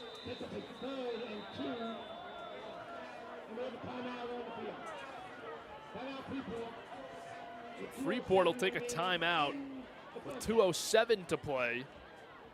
We'll take a quick step out and then come back with red zone action for the Freeport Red Devils here on the Varsity Media Sports Network. Parents, your support means everything to your athletes and to us at Varsity Media. To help us continue bringing you the best YouTube coverage of high school sports on Long Island, we invite business owners to consider a sponsorship on our broadcasts. If you own a business, consider a sponsorship for your athlete's team. It's a great way to show support, gain visibility, and keep the coverage going strong. Join us in making a difference. Contact Varsity Media today to learn more about broadcast sponsorship opportunities by emailing ben@varsitymedia.net. Back live, 2:07 to play here in the first half. And it's a 35-8 game. Freeport's knocking on the door, 3rd down and 2. But they're just inside. You got this first down, you're almost into the end zone anyways. You got to get to the 2.5-yard line. Yeah, maybe run behind Addo. You see him in that huddle, 6'5", 260. Senior with great feet. It's not fair. That's a Division I build stepping out at left tackle for this Freeport team. Mosley takes it. He runs right. Pressure immediately. Heading for the pylon and in for the touchdown. A standing score for the quarterback, Mosley. And now consecutive drives with a touchdown for Freeport in this second quarter. Yeah, it looks like Jack Mulligan, 53, gets in the backfield. Yeah, just uses his speed. Speed kills. Gets to the outside. 6 points for Freeport. Mosley having a really good second quarter if you're the Freeport quarterback. They'll come back out here to go for 2. You imagine that's going to be their trend tonight when scoring. Yeah, they gave it last time. They gave it to Khalees Shaw. He followed a block to the right side. Let's see if they go back to that. 3 lined up in the backfield. They give it to Shaw, right side again, stopped short.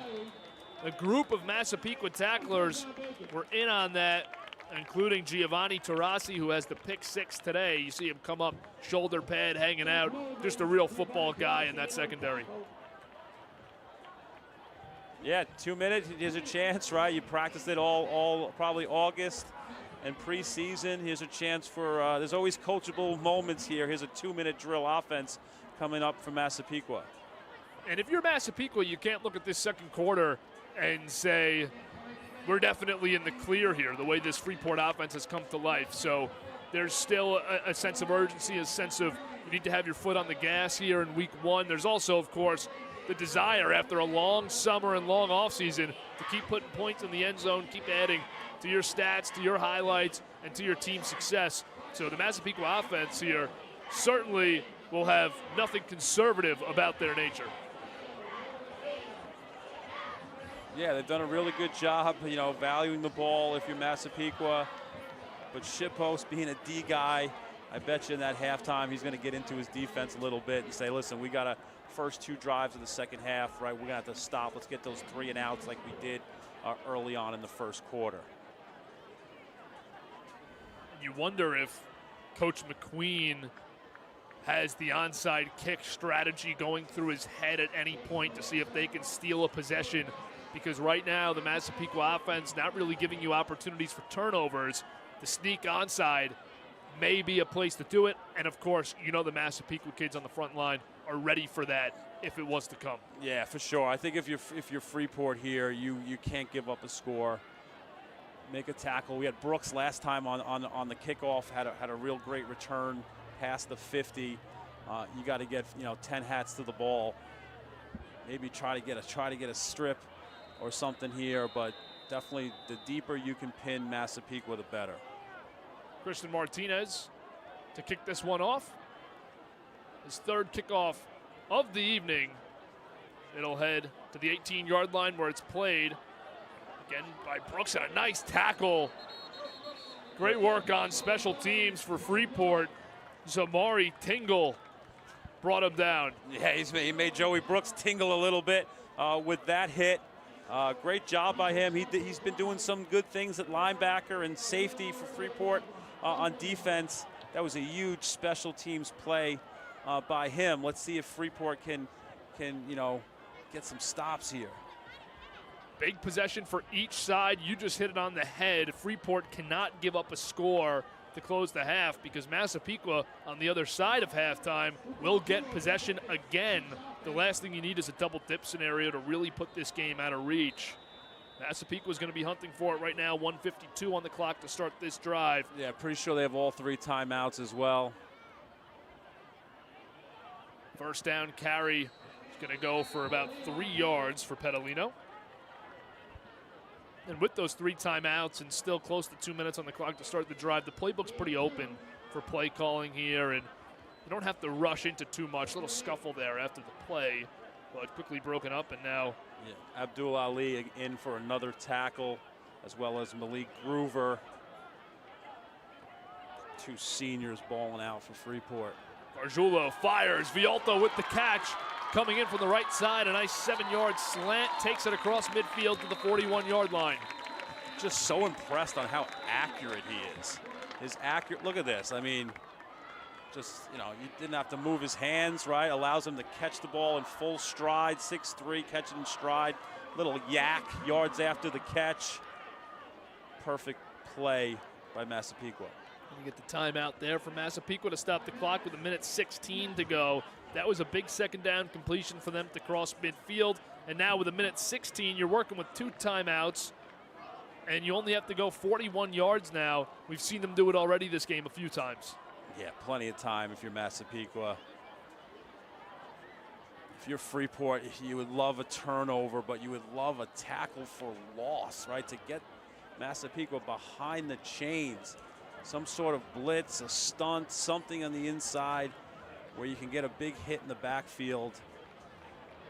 Obviously letting Gargiulo, have some time. He's shown his ability to be accurate with the football, and with those big targets, Burns, Farley, and Danello and Vialta on the outside. Scary. You have to guarding 5 or 6 guys out on each route. You know the way that Coach Mike McQueen talks about his team's identity in that trench. These defensive linemen who are the heart and soul of this team, some of the most talented in Nassau with Groover and Addo, Reeder, Sandy. These guys need to get after the quarterback more, and you know that they're feeling that from their coach, and they're trying to do that to help out their secondary. Drop back Gargiulo, checks it down. Petalino tried to get to the sideline, but a great tackle made to keep him there. It's only a gain of about 2. Kyle Sandy makes the play coming off the edge, that outside linebacker with some great speed sideline to sideline. Yeah, that's a great play call. If they sense Freeport might bring pressure, they ran a screen, but great job by Sandy, his second tackle of the first half. Great completion to the sideline will stop the clock, and that's as good as it gets on that play. The completion from Gargiulo to guess who all night, Cole Vialta, just doing everything. Yeah, how many times do you think they did that over the summer? 7-on-7, right? Probably out on this field in the summer, just running routes. You can see they're in sync with each other early here in the first game. 50 seconds to go in half number 1. Gargiulo runs left, completes the pass, broken tackle, and a gain of about 7 yards for Joe Brooks. Yeah, Brooks, a future coach, a future educator, loves the bonds that have been built as part of this Massapequa, fraternity of football. You see him make some man miss. Abdul Ali missed the tackle there. Not an easy guy to make miss, but Brooks has that shiftiness. Massapequa's coach Kevin Shippos burns his second timeout of the half. 1 left to play with, 42 seconds to go.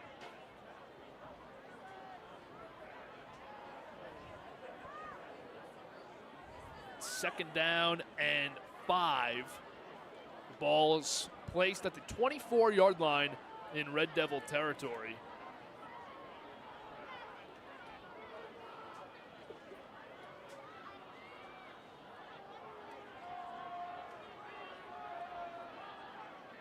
And you just think this is a key spot for Freeport to try and keep the momentum they've built offensively. Want to really keep Massapequa out of the end zone here to carry some of that into the 3rd quarter and beyond. 42 seconds to play, 2nd down and 5 for Gargiulo and co.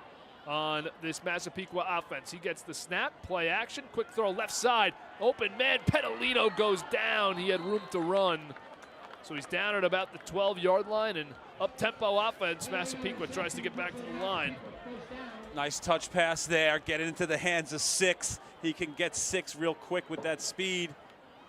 Here's a run, doing his best Josh Allen impression, reaching for the goal line and scoring is Gargiulo, his 2nd rushing touchdown of the game. Massapequa has 41 points now on the evening. He knew exactly where the goal line was. See, he kind of keeps this one, drags it out. I mean, untouched, great blocking by the line. Stretch that ball out, young man. Touchdown. Unbelievable job by the line. Unbelievable decision by Gargiulo, firing on all cylinders, the Massapequa offense. Now the 5th touchdown that Gargiulo's contributed, 3 passing, 2 rushing. The extra point is up and through. 42-14 the score. What a drive. Getting the ball with 2 minutes on the clock. That's when the kickoff took place. Offense took first snap at 1:53, and with 22 seconds to spare and a timeout, Massapequa punches it in. Yeah, Van Schuyler, the center. A little bond there, connecting, a little sharing some water at the cooler. Gargiulo and Van Schuyler. That center quarterback bond. Deserve a drink after this one.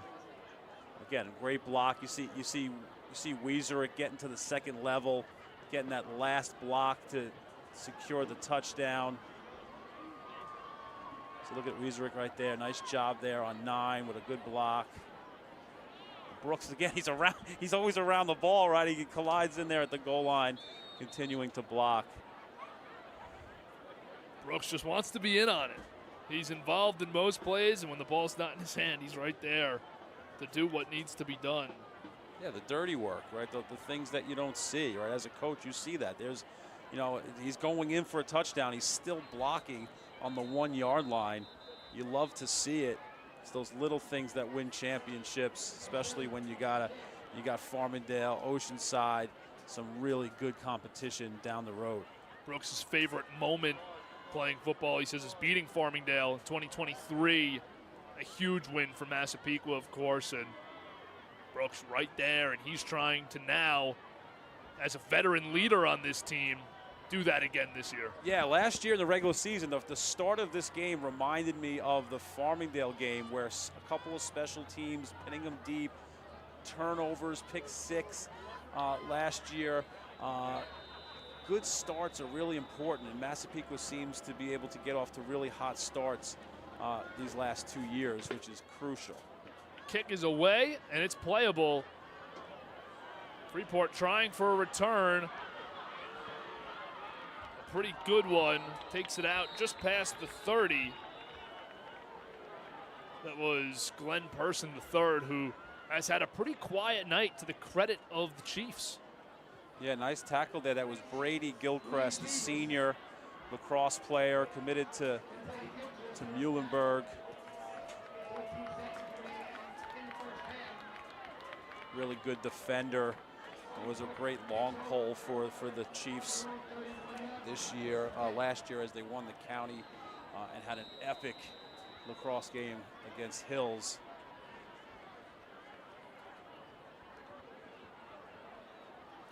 Wonder if Freeport just comes out and takes a knee here. 14.3 seconds on the clock. I'll try to throw one up to Carter. It's not the worst idea, right? You maybe can give yourself a chance at a Hail Mary range if you can complete a 20-yard pass here, 30-yard pass. Maybe get another PI. quickly throw it to the right sideline. They're going to go for the old hook and ladder, and it's a fumble. Massapequa has it. The whistle blows with seconds to spare. So now Massapequa can possibly come out here and try one for the end zone. Yeah, they tried the hook and ladder. You saw the Detroit Lions with Ben Johnson run this last year to perfection. Kind of bobbled it. Ball goes up in the air, recovered by 40. Again, that's Nick Scanapieko, senior. And for Carter, he gets the catch, and sometimes you think about the lateral before you can actually secure it. He had some trouble pulling that in, loses the ball, and now a chance for Massapequa to really finish on a high note as if they hadn't already. Yeah, that was a tough spot for Carter, to run that play. He didn't have much room. He's kind of by the sideline. Look at the try a kick. I love this. Soccer leg. We've seen it on display. A powerful leg by Bichetta. Soccer player. Big kick from 51 yards will fall short. A good try and a great half for the Chiefs, who were all over it. The flag. A flag down, so we might not be heading to the locker rooms just yet. We're going to get another try. Running into the kicker. Going to get another try and a little bit of a push up field.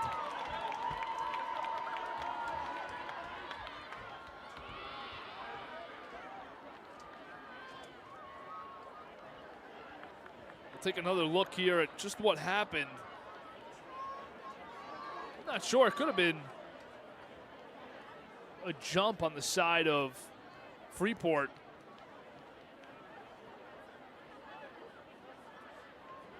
Another look, and okay, you do get the running into the kicker, and a good sell by the senior. Chris Bichetta knows what he's doing back there. He says he wants to be an accountant. I don't know, maybe something on film. So now he'll get here from 46 yards out.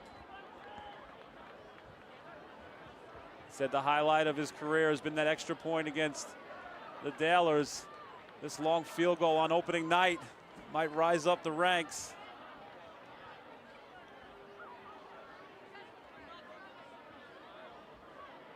Again, Van Skyler with the snap, Brooks with the hold.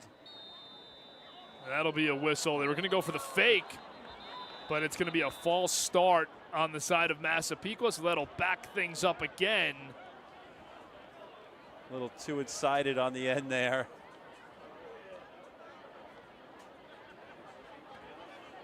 And that's working through some of the kinks of the first game of the season. You have these special teams fakes, these fake field goals that you're trying to run with a new group on night one. And now they'll line it back up again from 51 yards out for Chris Bichetta.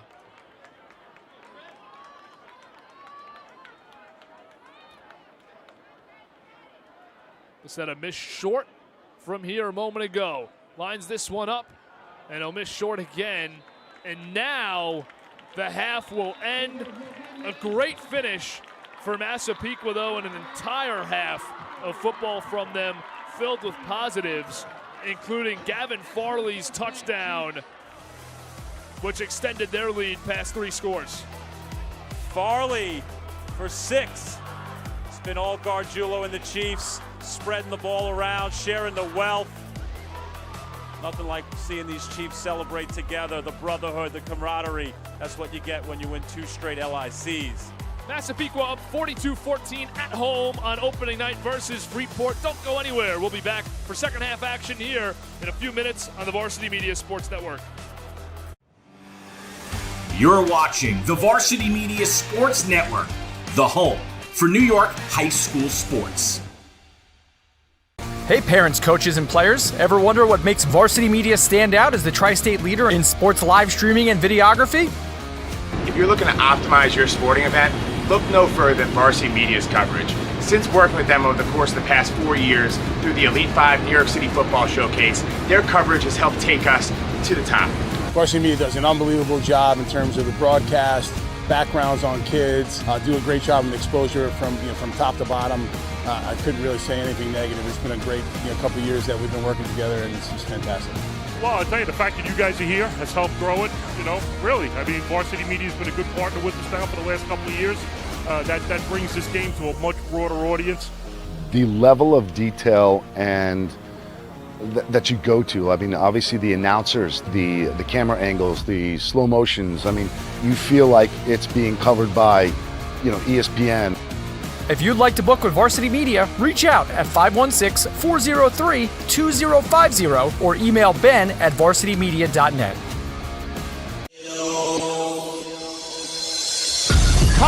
Stutter steps, one play, touchdown. Pascal is just, he plays fully ball. Bala burst up the middle.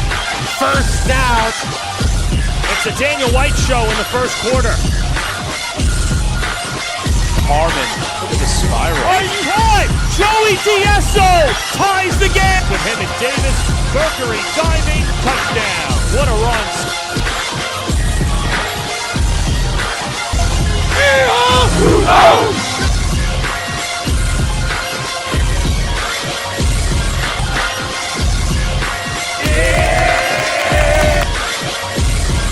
Now is a great time to book a sportscast with Varsity Media. What sets our sportscast apart isn't just the quality of our production, it's the knowledge, passion, and professionalism that our announcers bring to every game. And it's Merrill. Oh, look at a fake by Merrill. There's the spin again. Gary Merrill is not human. Touchdown, St. Anthony. Profeta!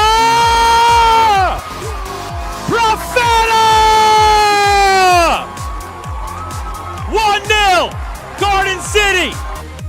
Our commentators research athletes and highlight storylines that matter to your communities. Our approach creates a broadcast experience that not only informs, but elevates the athletes, giving the kind of recognition usually reserved for professional levels. Varsity Media's announcers make sure that every athlete has their moment. So book a Varsity Media Sportscast today, and let's get your team the recognition it deserves. Get ready for an exciting season of girls lacrosse. The Long Island Junior Lacrosse League is gearing up for its 6th season this fall 2025. Don't miss out on the action. Join us for another incredible season of competitive lacrosse right here on Long Island. LIJLL is dedicated to providing high-energy, competitive environment for girls lacrosse while keeping the game close to home. Over the years, we've had the privilege of hosting many of Long Island's top high school and club teams, fostering talent and passion for the sport. With fields located in both Nassau and Suffolk County, we make it easy for players to compete and grow their skills. Contact us today, and we'll see you on the field this fall. You've seen the dedication, the long hours, the early mornings, the sacrifice. You know your athlete has what it takes, but how do you make sure the right people see it? The recruiting process isn't easy. Coaches are flooded with highlights, but how do you stand out in the crowd? At Varsity Media, we specialize in creating game-changing ISO videos, high-definition, athlete-focused footage that highlights exactly what college recruiters want to see. With our up-close ISO video, we capture your athletes' key moments. No more wide angles showing other players. This is just your athlete's pure, raw talent. This is more than a video. This is the opportunity your athlete deserves. Give your athlete the edge they need. Make the right impression with Varsity Media's ISO video service. The future starts now. Don't forget to subscribe to our YouTube channel for upcoming schedules and content, and on social media at Varsity Media. Parents, your support means everything to your athletes and to us at Varsity Media. To help us continue bringing you the best YouTube coverage of high school sports on Long Island, we invite business owners to consider a sponsorship on our broadcasts. If you own a business, consider a sponsorship for your athlete's team. It's a great way to show support, gain visibility, and keep the coverage going strong. Join us in making a difference. Contact Varsity Media today to learn more about broadcast sponsorship opportunities by emailing ben@varsitymedia.net.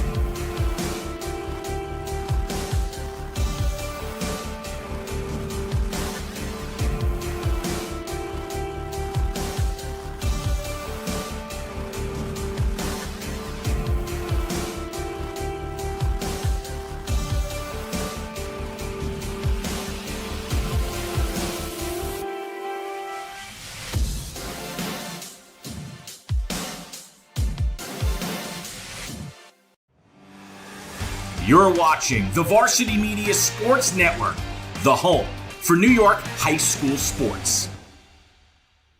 Hey parents, coaches, and players. Ever wonder what makes Varsity Media stand out as the tri-state leader in sports live streaming and videography? If you're looking to optimize your sporting event, look no further than Varsity Media's coverage. Since working with them over the course of the past 4 years through the Elite 5 New York City Football Showcase, their coverage has helped take us to the top. Varsity Media does an unbelievable job in terms of the broadcast, backgrounds on kids, do a great job of exposure from top to bottom. I couldn't really say anything negative. It's been a great couple of years that we've been working together, and it's just fantastic. Well, I'll tell you, the fact that you guys are here has helped grow it, really. I mean, Varsity Media has been a good partner with us now for the last couple of years. That brings this game to a much broader audience. The level of detail and that you go to, I mean, obviously the announcers, the camera angles, the slow motions, I mean, you feel like it's being covered by, ESPN. If you'd like to book with Varsity Media, reach out at 516-403-2050 or email ben@varsitymedia.net. Now is a great time to book a sportscast with Varsity Media. What sets our sportscast apart isn't just the quality of our production, it's the knowledge, passion, and professionalism that our announcers bring to every game. And it's Merrill. Oh, look at a fake by Merrill. There's the spin again. Gary Merrill is not human. Touchdown, St. Anthony. Profeta!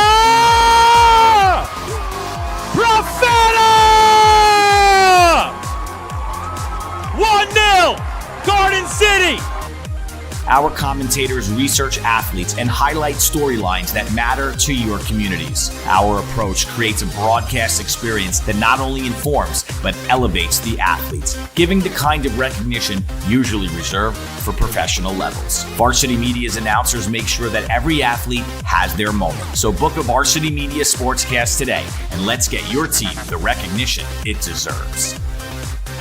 You've seen the dedication, the long hours, the early mornings, the sacrifice. You know your athlete has what it takes, but how do you make sure the right people see it? The recruiting process isn't easy. Coaches are flooded with highlights, but how do you stand out in the crowd? At Varsity Media, we specialize in creating game-changing ISO videos, high-definition, athlete-focused footage that highlights exactly what college recruiters want to see. With our up-close ISO video, we capture your athletes' key moments. No more wide angles showing other players. This is just your athlete's pure, raw talent. This is more than a video. This is the opportunity your athlete deserves. Give your athlete the edge they need. Make the right impression with Varsity Media's ISO video service. The future starts now.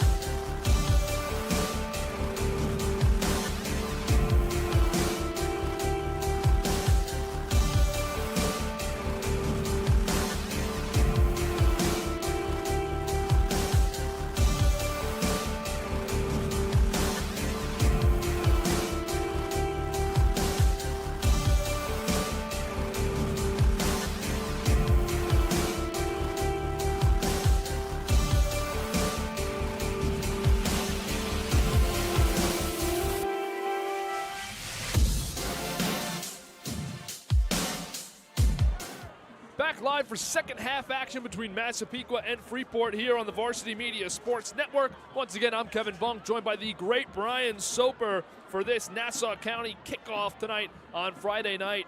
And Brian, the first half, this kid's the story. Luke Gargiulo getting his first start for this historic program. He's got 3 passing touchdowns, 2 rushing touchdowns of his own. Those 3 touchdowns to 3 different receivers. How about the way this guy's commanded the offense? Yeah, he's spreading the love. Packed stands, packed house. Bright lights, not too big for the junior.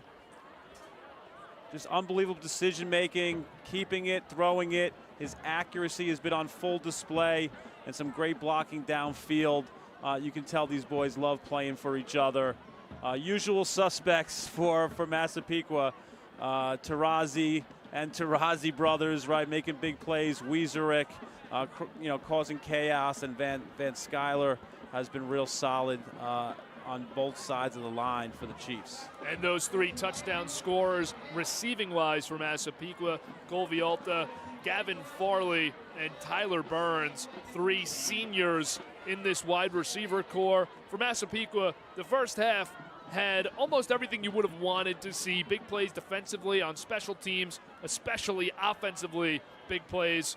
But I think that there were some things that Kevin Shippos wants to work out defensively that Freeport maybe took advantage of in that second quarter.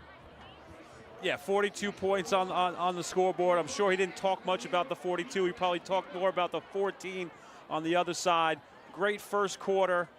Maybe try to clean some things up defensively in that second quarter. But you got to tip your cap to the sophomore quarterback for Freeport, Jaden Mosley, who really started to ball out. On the other side of things for Freeport, they had the 2 really successful touchdown drives to end the half. There's your opening kickoff of the second half. Brooks is going to take it to the right side, had some space, lowers the shoulder, and runs through a man at the 40-yard line. That's where Massapequa will start things up. But for Freeport, defense hasn't really been able to do much against this Massapequa offense. The play calling, the execution from the quarterback, the offensive line, it's all been stellar. So these Red Devils have to come out on the defensive side of the ball and try and make a statement, and they could really use a takeaway in this game. Yeah, a little statement by Brooks there and Estevez, right, coming out of halftime, colliding together. But, yeah, if you're Freeport, a turnover would be exactly what the doctor ordered here. But ball security has been lights out so far from Massapequa. Gargiulo, shotgun, hands off up the middle. And that's going to be a 7-yard game for Andrew Petalino, who had some moments in the first half, but definitely didn't get the usage he'll probably see throughout this season. Definitely got more carries as that second quarter started to develop. He's a quick hitter. He can take any ball to the end zone. Got to look out. You soften him up with the pass, the play action, and Petalino can hit you with a touchdown. And you just see so many different weapons here for Massapequa in this first game. 6 or 7 guys have contributed outside of the quarterback spot. Here's a handoff to Brooks. That'll be enough for a first down. Good fight by Brooks and the offensive line of Massapequa, giving him that extra push at the end.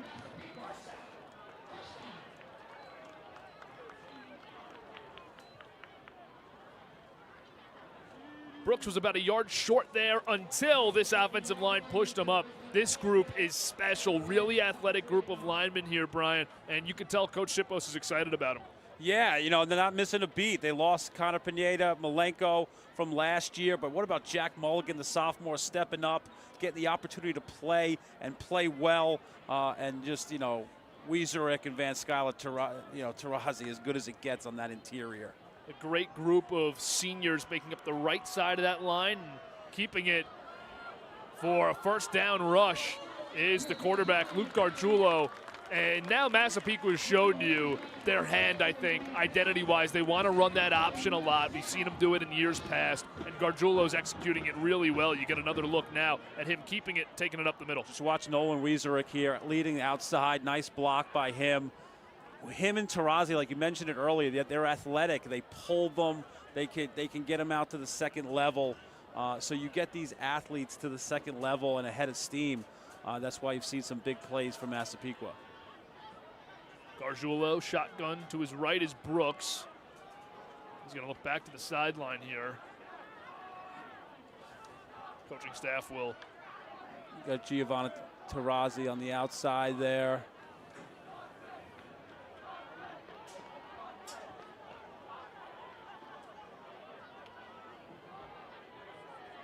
In motion and getting the handoff. Pedalino takes it right side, splits a pair of blockers and gets down just short of the first down marker. It's a gain of 9. Nice blocking by Brooks downfield. You know, just following, you know, patient running, following Brooks, the lead block. You see Giovanni Tarazzi, who had that pick 6 earlier, he's there blocking. They must do that in the living room. The brothers Tarazzi, right? Just practice. Maybe dad. They kick out blocks and things like that because they're very good at moving individuals and creating space. Handoff right side. Brooks cuts back. It's enough for a first down. They only needed a yard, so he gets plenty. Puts them back into the red zone where they spent a lot of that first half. And now at the 16-yard line, the Chiefs will set up shop. Nice cutback. We've seen Weezer's athletic ability on full display.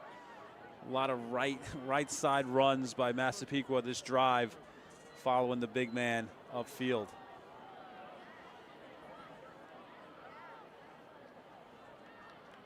You know, this is where you hit him, you see a body blow, body blow, body blow, body blow, and now you hit one. No, now you look to take the top off with a pass play. Joseph Brooks in the backfield says his favorite player is Christian McCaffrey. Trying to do his best impression here, dances past the line of scrimmage, picks up a few yards on first down, and it'll be about 2nd and 6. Yeah, nice job. Again, Zamari Tingle. He's been all around the football. I've been impressed on the D-line with the captain, senior Johnny Romero. Good size for Freeport, 6 foot, 255. A little banged up on the play was Romero, but he's tough as nails, staying out there. You got Justin Farrell out there now on offense. Farrell is a really, really good junior defenseman on the lacrosse team. A little extra blocking for the Chiefs. That handoff to the right side is going to get down to the 5-yard line. Andrew Pedalino takes it again. And it'll set up 1st and goal now for Massapequa.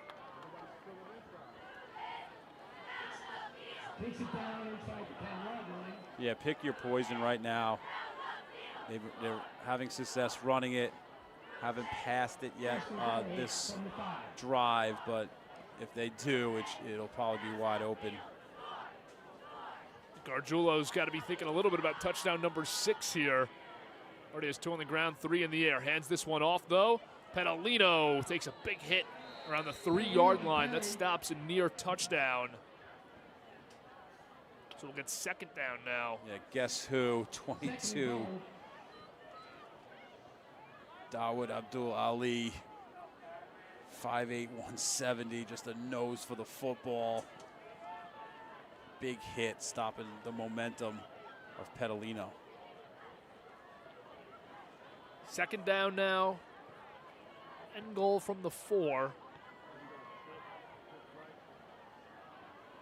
Gargiulo with Pedalino to his right. He's got the Twin Towers to the right there on the outside. The right side, Brooks is in for the touchdown, making 6 for Luke Gargiulo. 4 in the air, 2 on the ground, and Massapequa was an extra point away from putting up 49 here through the first 2.5 I love this play design. You have Brooks, you have the 2 kind of a tandem. You have Burns and you have Vialta on the outside. 2 big guys. They kind of just run. They run straight kind of fly routes, and you sneak Brooks behind them. It's like a built-in pick.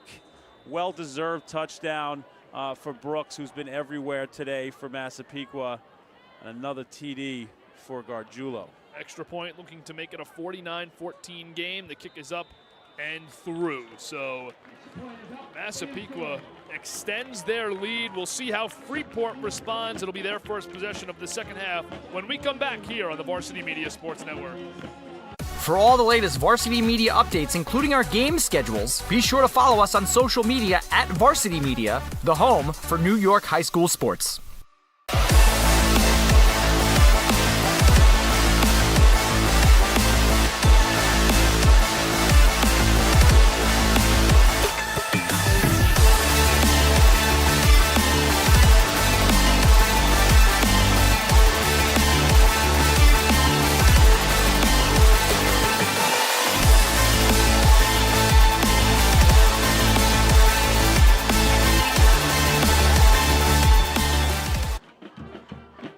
49-14 the score now, as Massapequa has just continued to build on recent years' success, carry it into today, and this program is right where you'd expect it to be, Brian. Now that's a hat right there, right? God bless America. Unbelievable. I mean, you got to hand it to the Chiefs crowd for showing up tonight. There's nothing like that big school energy. We saw a great performance by the Chiefettes out there at halftime. The stands are packed. The snack bars packed. Absolutely standing room only here at Berner Middle School. Pacetto will kick it off. He has been automatic 7 for 7 on extra points. And he's got a handful of touchbacks to go along with it. This one will bounce at the 10, be played.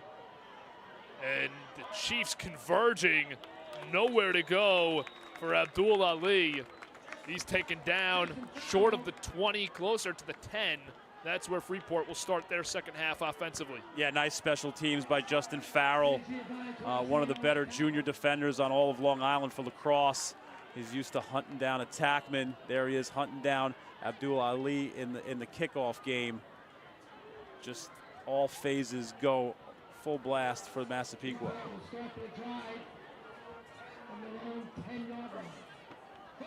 Freeport will come back out, and we saw some real positives in that second quarter from them offensively. After a slow start in the first, they didn't pick up a first down until under a minute left in the opening quarter.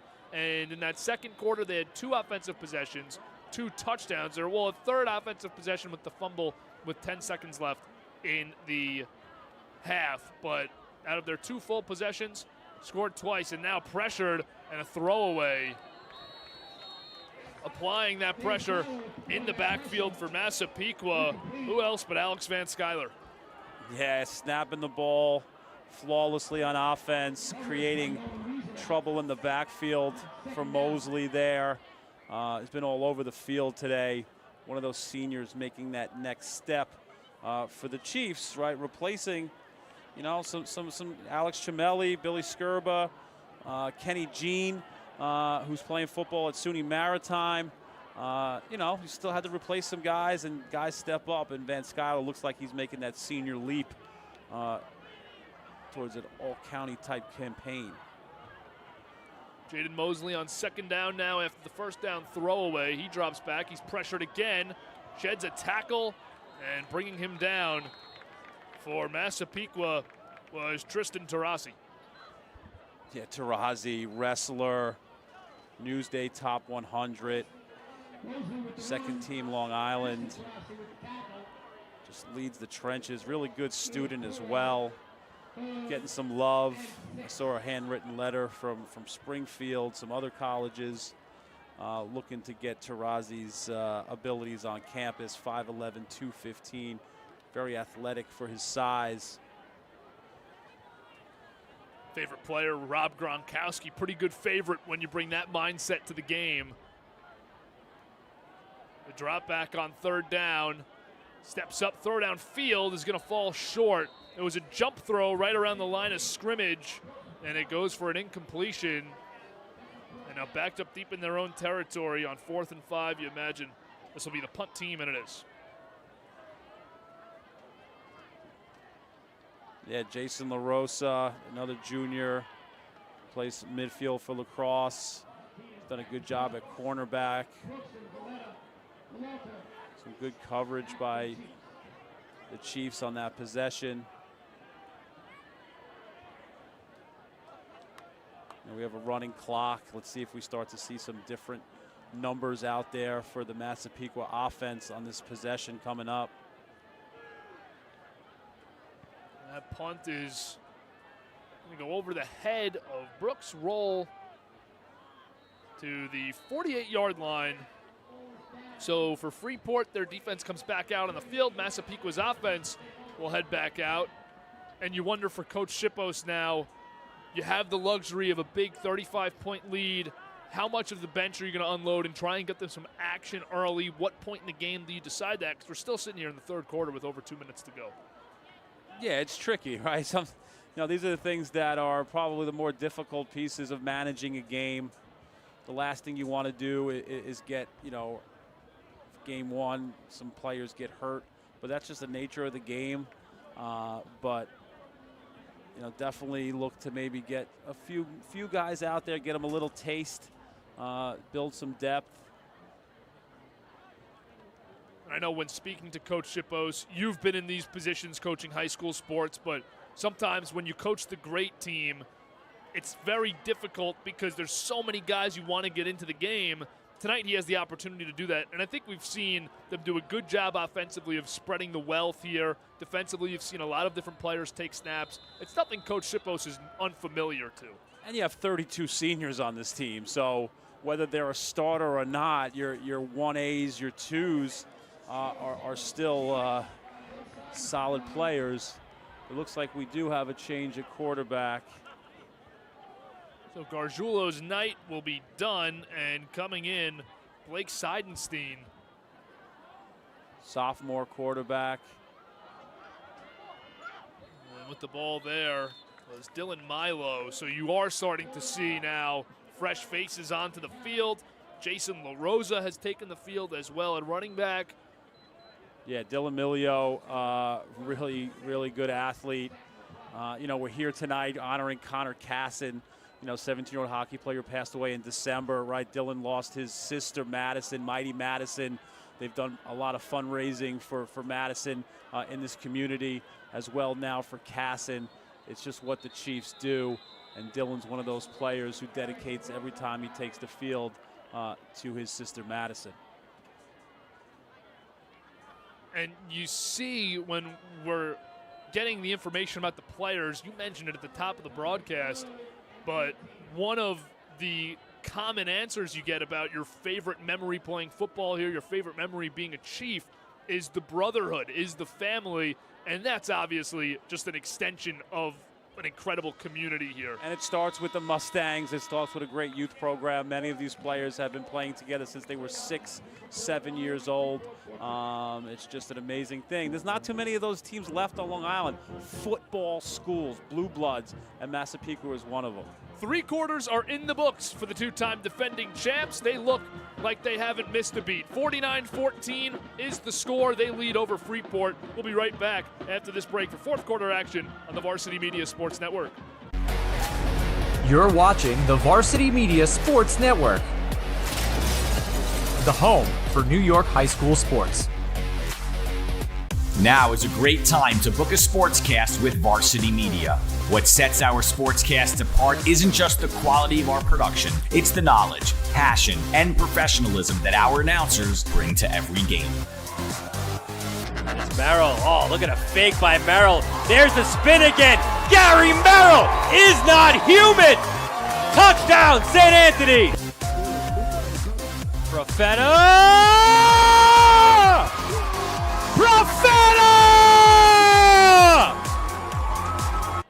12 minutes to play here from Massapequa, 49-14 the lead. And they'll start things off with a handoff on 3rd and 13. That'll bring up 4th down for the Chiefs. You see 65 out there, Dean Scutello, a junior lineman, 6'1", 240. So Lorenzo Giliberti, the senior, out there as well, blocking.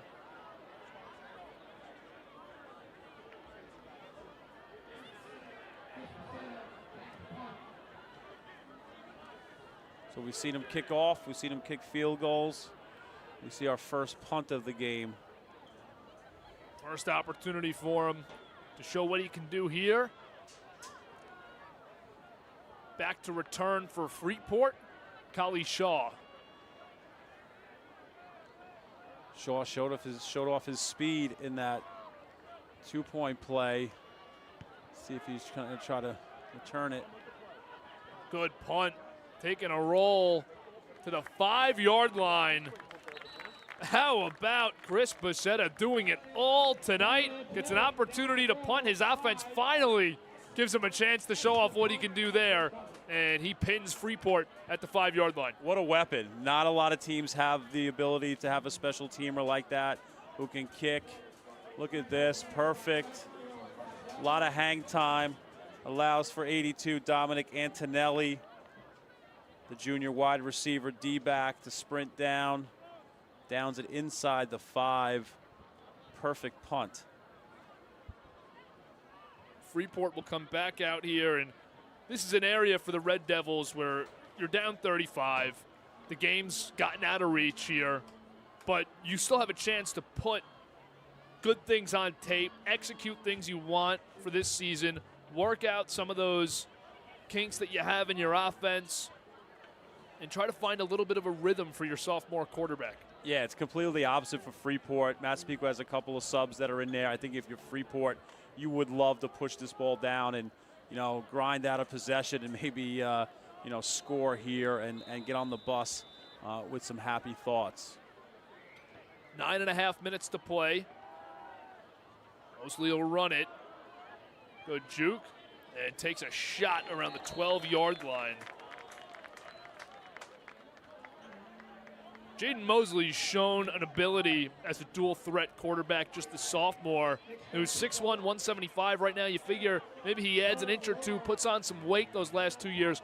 Freeport feels like they're in very good hands here with a guy in Coach McQueen who understands the program, who understands winning in Freeport, and also a quarterback who's young and has a lot of room to grow and really take over in this county. Yeah, a ton of positives, I think, for Coach and looking at Jaden Mosley.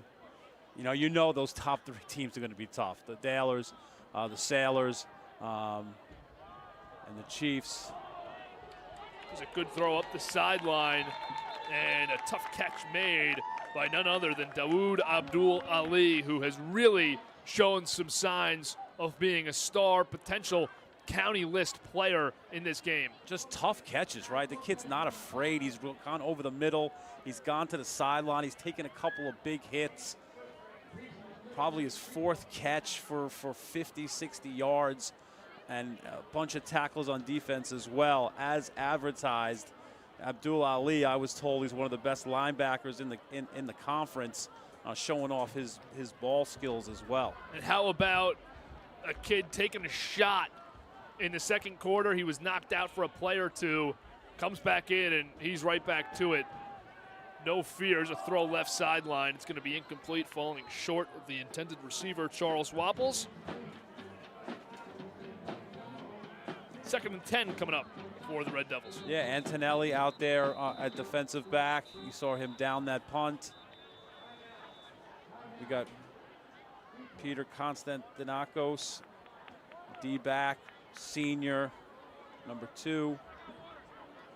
Get a timeout for Freeport here, and we got to look back towards the beginning of this game for Speed Island's speedy play of the game. The interception by Gio Tarasi, I think, really set the tone, not only defensively, but overall for this entire evening for the Chiefs, where they currently have a 49-14 lead. Yeah, it got Massapequa going, right? They scored and get an immediate turnover. Just unbelievable job in the right spot, sure-handed. Man, did they get off to a crazy fast start. A lot of speed on that Massapequa defense. And unfortunately for Freeport, we just saw the signs of a back-to-back champion team with a lot of guys who rose into starting spots. And after a long offseason, this Massapequa team is just ready to go. Yeah, and to go back to Speed Island, right, what a great job, right, Onyx has done with that Speed Island program. You have some big-time offers from football players on Long Island, big-time schools, Alabama, Penn State, and a lot of those guys train at Speed Island and really know how to get athletes into peak strength and performance. DSO as well was a Speed Island client for Coach. Mosley fired to his left there, and making a nice shoestring grab was Andrew Carter, the top receiver for this Freeport team. Garden City football goes to Speed Island as well. They're working on a over 50-game win streak.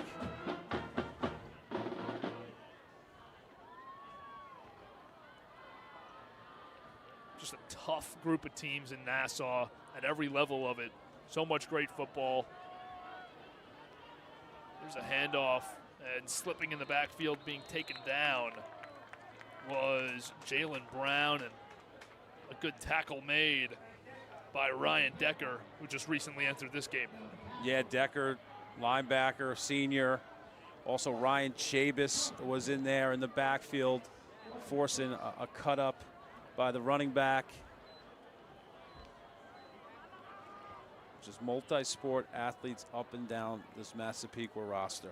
I mean, it's such a luxury to have a deep bench of those multi-sport seniors who have been here for those championships, who understand what it takes on the practice field, in the classroom, and just as leaders and brothers on this team with each other. And Massapequa, clearly has that not only this year, but every year under Coach Shippos and beyond his tenure. Yeah, number 3 in the backfield, Glenn Person III. It'll be nice for Freeport to be able to get him going a little bit on this drive, perhaps. Some good momentum going into week 2. Mosley pressured again, so he runs, taken down by a group of Chiefs, and we get a flag towards the end of the play, just beyond the line of scrimmage. Our officials tonight, Keith Stazak, Devin Schiller, Chris Pillar, and Henry Halkins out on the field. Holding on the offense, the penalty is declined. So Freeport will get the ball after the 4th down attempt was failed to convert. Yeah, Mike Verdi's out there from Massapequa, the sophomore. So Luke Hutchinson playing some D-back, the senior. Over 30 seniors on this version of the Massapequa Chiefs.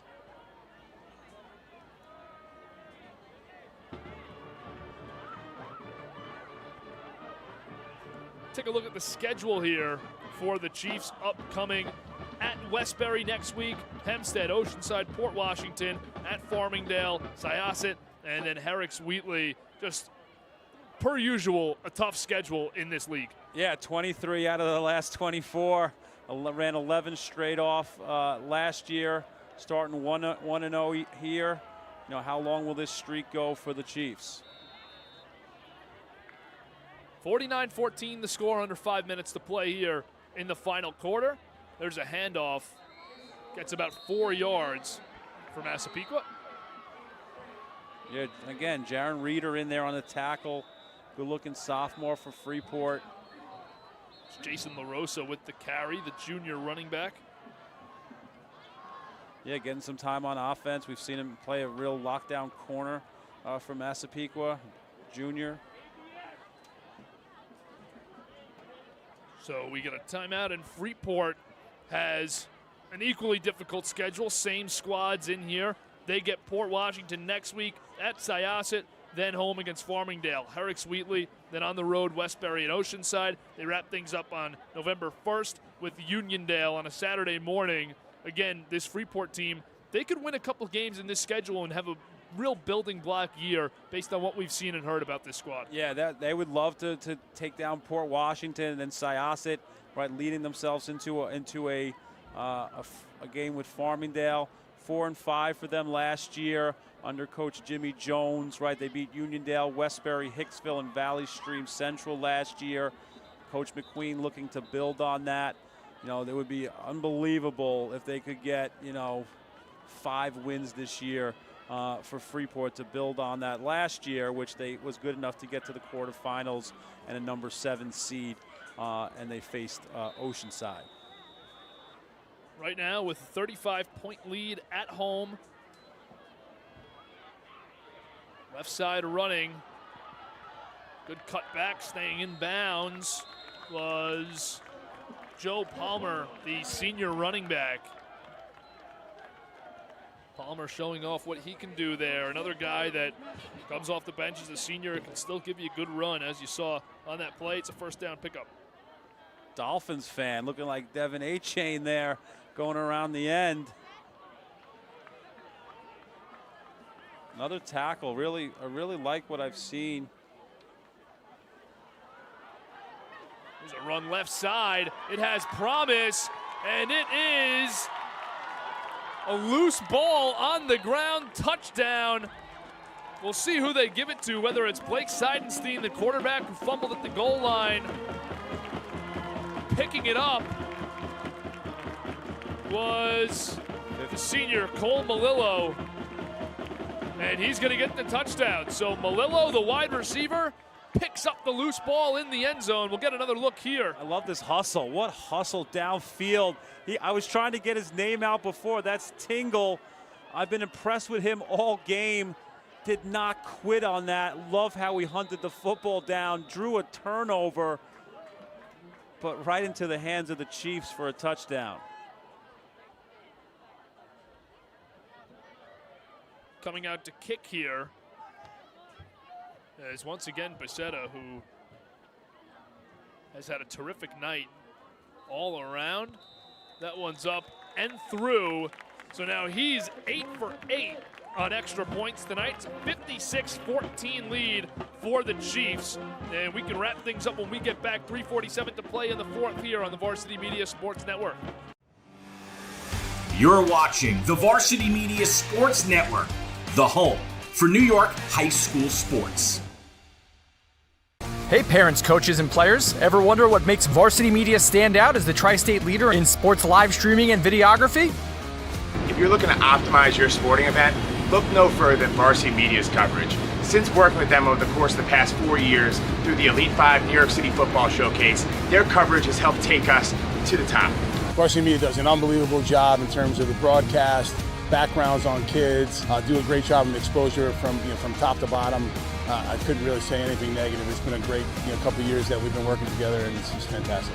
Well, I'll tell you, the fact that you guys are here has helped grow it, really. I mean, Varsity Media's been a good partner with us now for the last couple of years. That brings this game to a much broader audience. The level of detail and that you go to, I mean, obviously the announcers, the camera angles, the slow motions, I mean, you feel like it's being covered by, ESPN. If you'd like to book with Varsity Media, reach out at 516-403-2050 or email ben@varsitymedia.net. Back live from Massapequa at Burner Middle School, where the Chiefs have just controlled this game 56-14 after another touchdown scored. And we get another touchback. The touchdown scored by Cole Malillo, who jumped on the fumble. Blake Seidenstein with a great effort to get to the goal line. And for the Chiefs, just doing everything right. Yeah, they'll be talking about that for tonight for sure. Seidenstein smelling the end zone. You don't know how much run you're going to get as the sophomore who's behind Gargiulo, so he went all out for that score, trying to get it, and Massapequa fans get a glimpse of life after Gargiulo, even though that's not coming anytime soon. Yeah, again, well blocked, but tremendous hustle by Tingle not to quit. I can't stress enough, you're down a bunch of points to keep hustling down the field.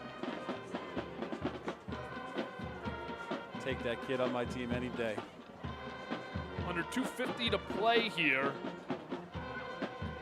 And you see Coach McQueen just chatted up with his team, giving them his thoughts. I think these are still critical moments in games for a coach in Mike McQueen's position to just make sure your team's mentality is in the right place, make sure your team's still playing the right way.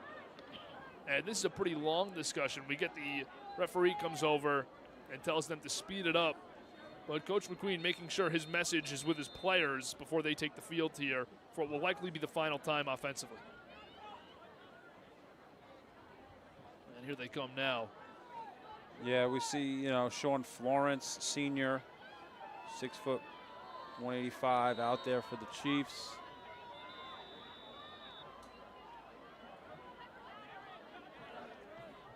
So Freeport now takes a timeout. And we will take a quick step out. And when we come back, 2 minutes and a second to go in this fourth quarter. Massapequa with a 56-14 lead over the Red Devils here on the Varsity Media Sports Network.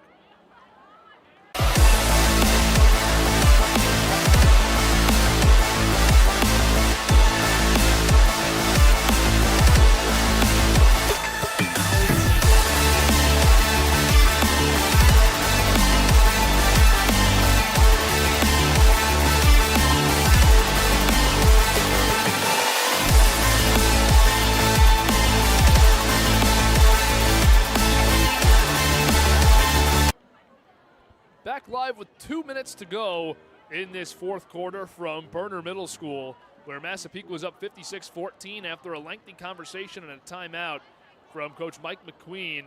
He makes some subs. In at quarterback is Christian Cairo. And it looks like that first-team offense has been completely unloaded.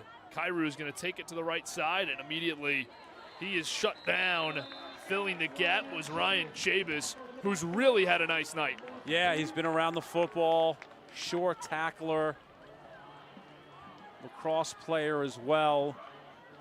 Just tough scrapper. You can hear the crowd with a Ryan Chabis chant.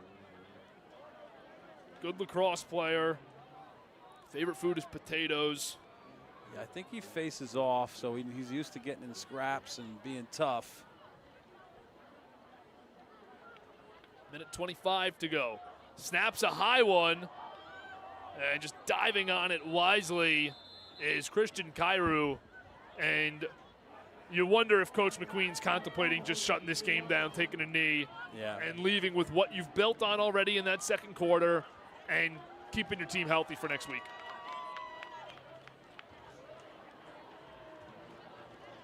Yeah, not an easy situation. New coach, early in the season, leave here healthy, hopefully. Maybe one more play. Getting at quarterback, Christian Cairo. Another high snap, but he corrals it, runs right. That's going to be a safety. Guess who?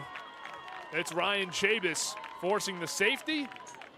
And now the score will move to 58-14 in favor of the Chiefs. Yeah, scoring in all types of ways. You see another high snap. Chabis just pushing into the backfield. So we've seen, run the ball. We've seen a defensive pick six. We've seen a safety. Just the bingo card is covered for Massapequa, first game of the season. The clock will expire. 58-14 will be the final score here from Berner Middle School. The Chiefs take the win over the Red Devils and start their quest for a third consecutive Long Island championship with a real statement. Yeah, hail to the Chiefs. You talk about Shippos and what he wanted to do. He wanted to be sound in all phases. He wanted to limit the explosive plays by Freeport, and he did that for sure. Not perfect, but I would say an A effort. All right, putting on my coaching hat for Shippos. You take about 8 minutes away from that second quarter, and it was an A+ for the Chiefs. Before we head out, take a look at the upcoming schedule here at Varsity Media. Again, you have two great football games in the next week. Tomorrow at 3 o'clock, Clark versus Southside. Next week on Friday, 6 p.m., it's going to be Farmingdale and Oceanside. Two really good matchups right here on Varsity Media, so you don't want to miss it. But for tonight, Massapequa and Freeport, that'll do it as we wrap things up here from Berner Middle School. A good win for the Chiefs. They will move to 1-0 on the year. For Freeport, 0-1, but some building block material to take away from it. Yeah, great job by Massapequa showing up. Rest in peace, Connor Casson. Unbelievable job by this community. Great start. All you other schools, bring the energy like the Chiefs did tonight. Football's back, baby. Once again, we'd like to thank you for sticking with us all evening long on Varsity Media. I'd like to thank our entire team, executive producer Ben Turchin, technical director, the best in the business, Chris Sweeney. For my partner, Brian Soper, our camera operators, Ron Pierre and Chris Dorr, I'm Kevin Bunk, signing off here. We'll see you next time on the Varsity Media Sports Network.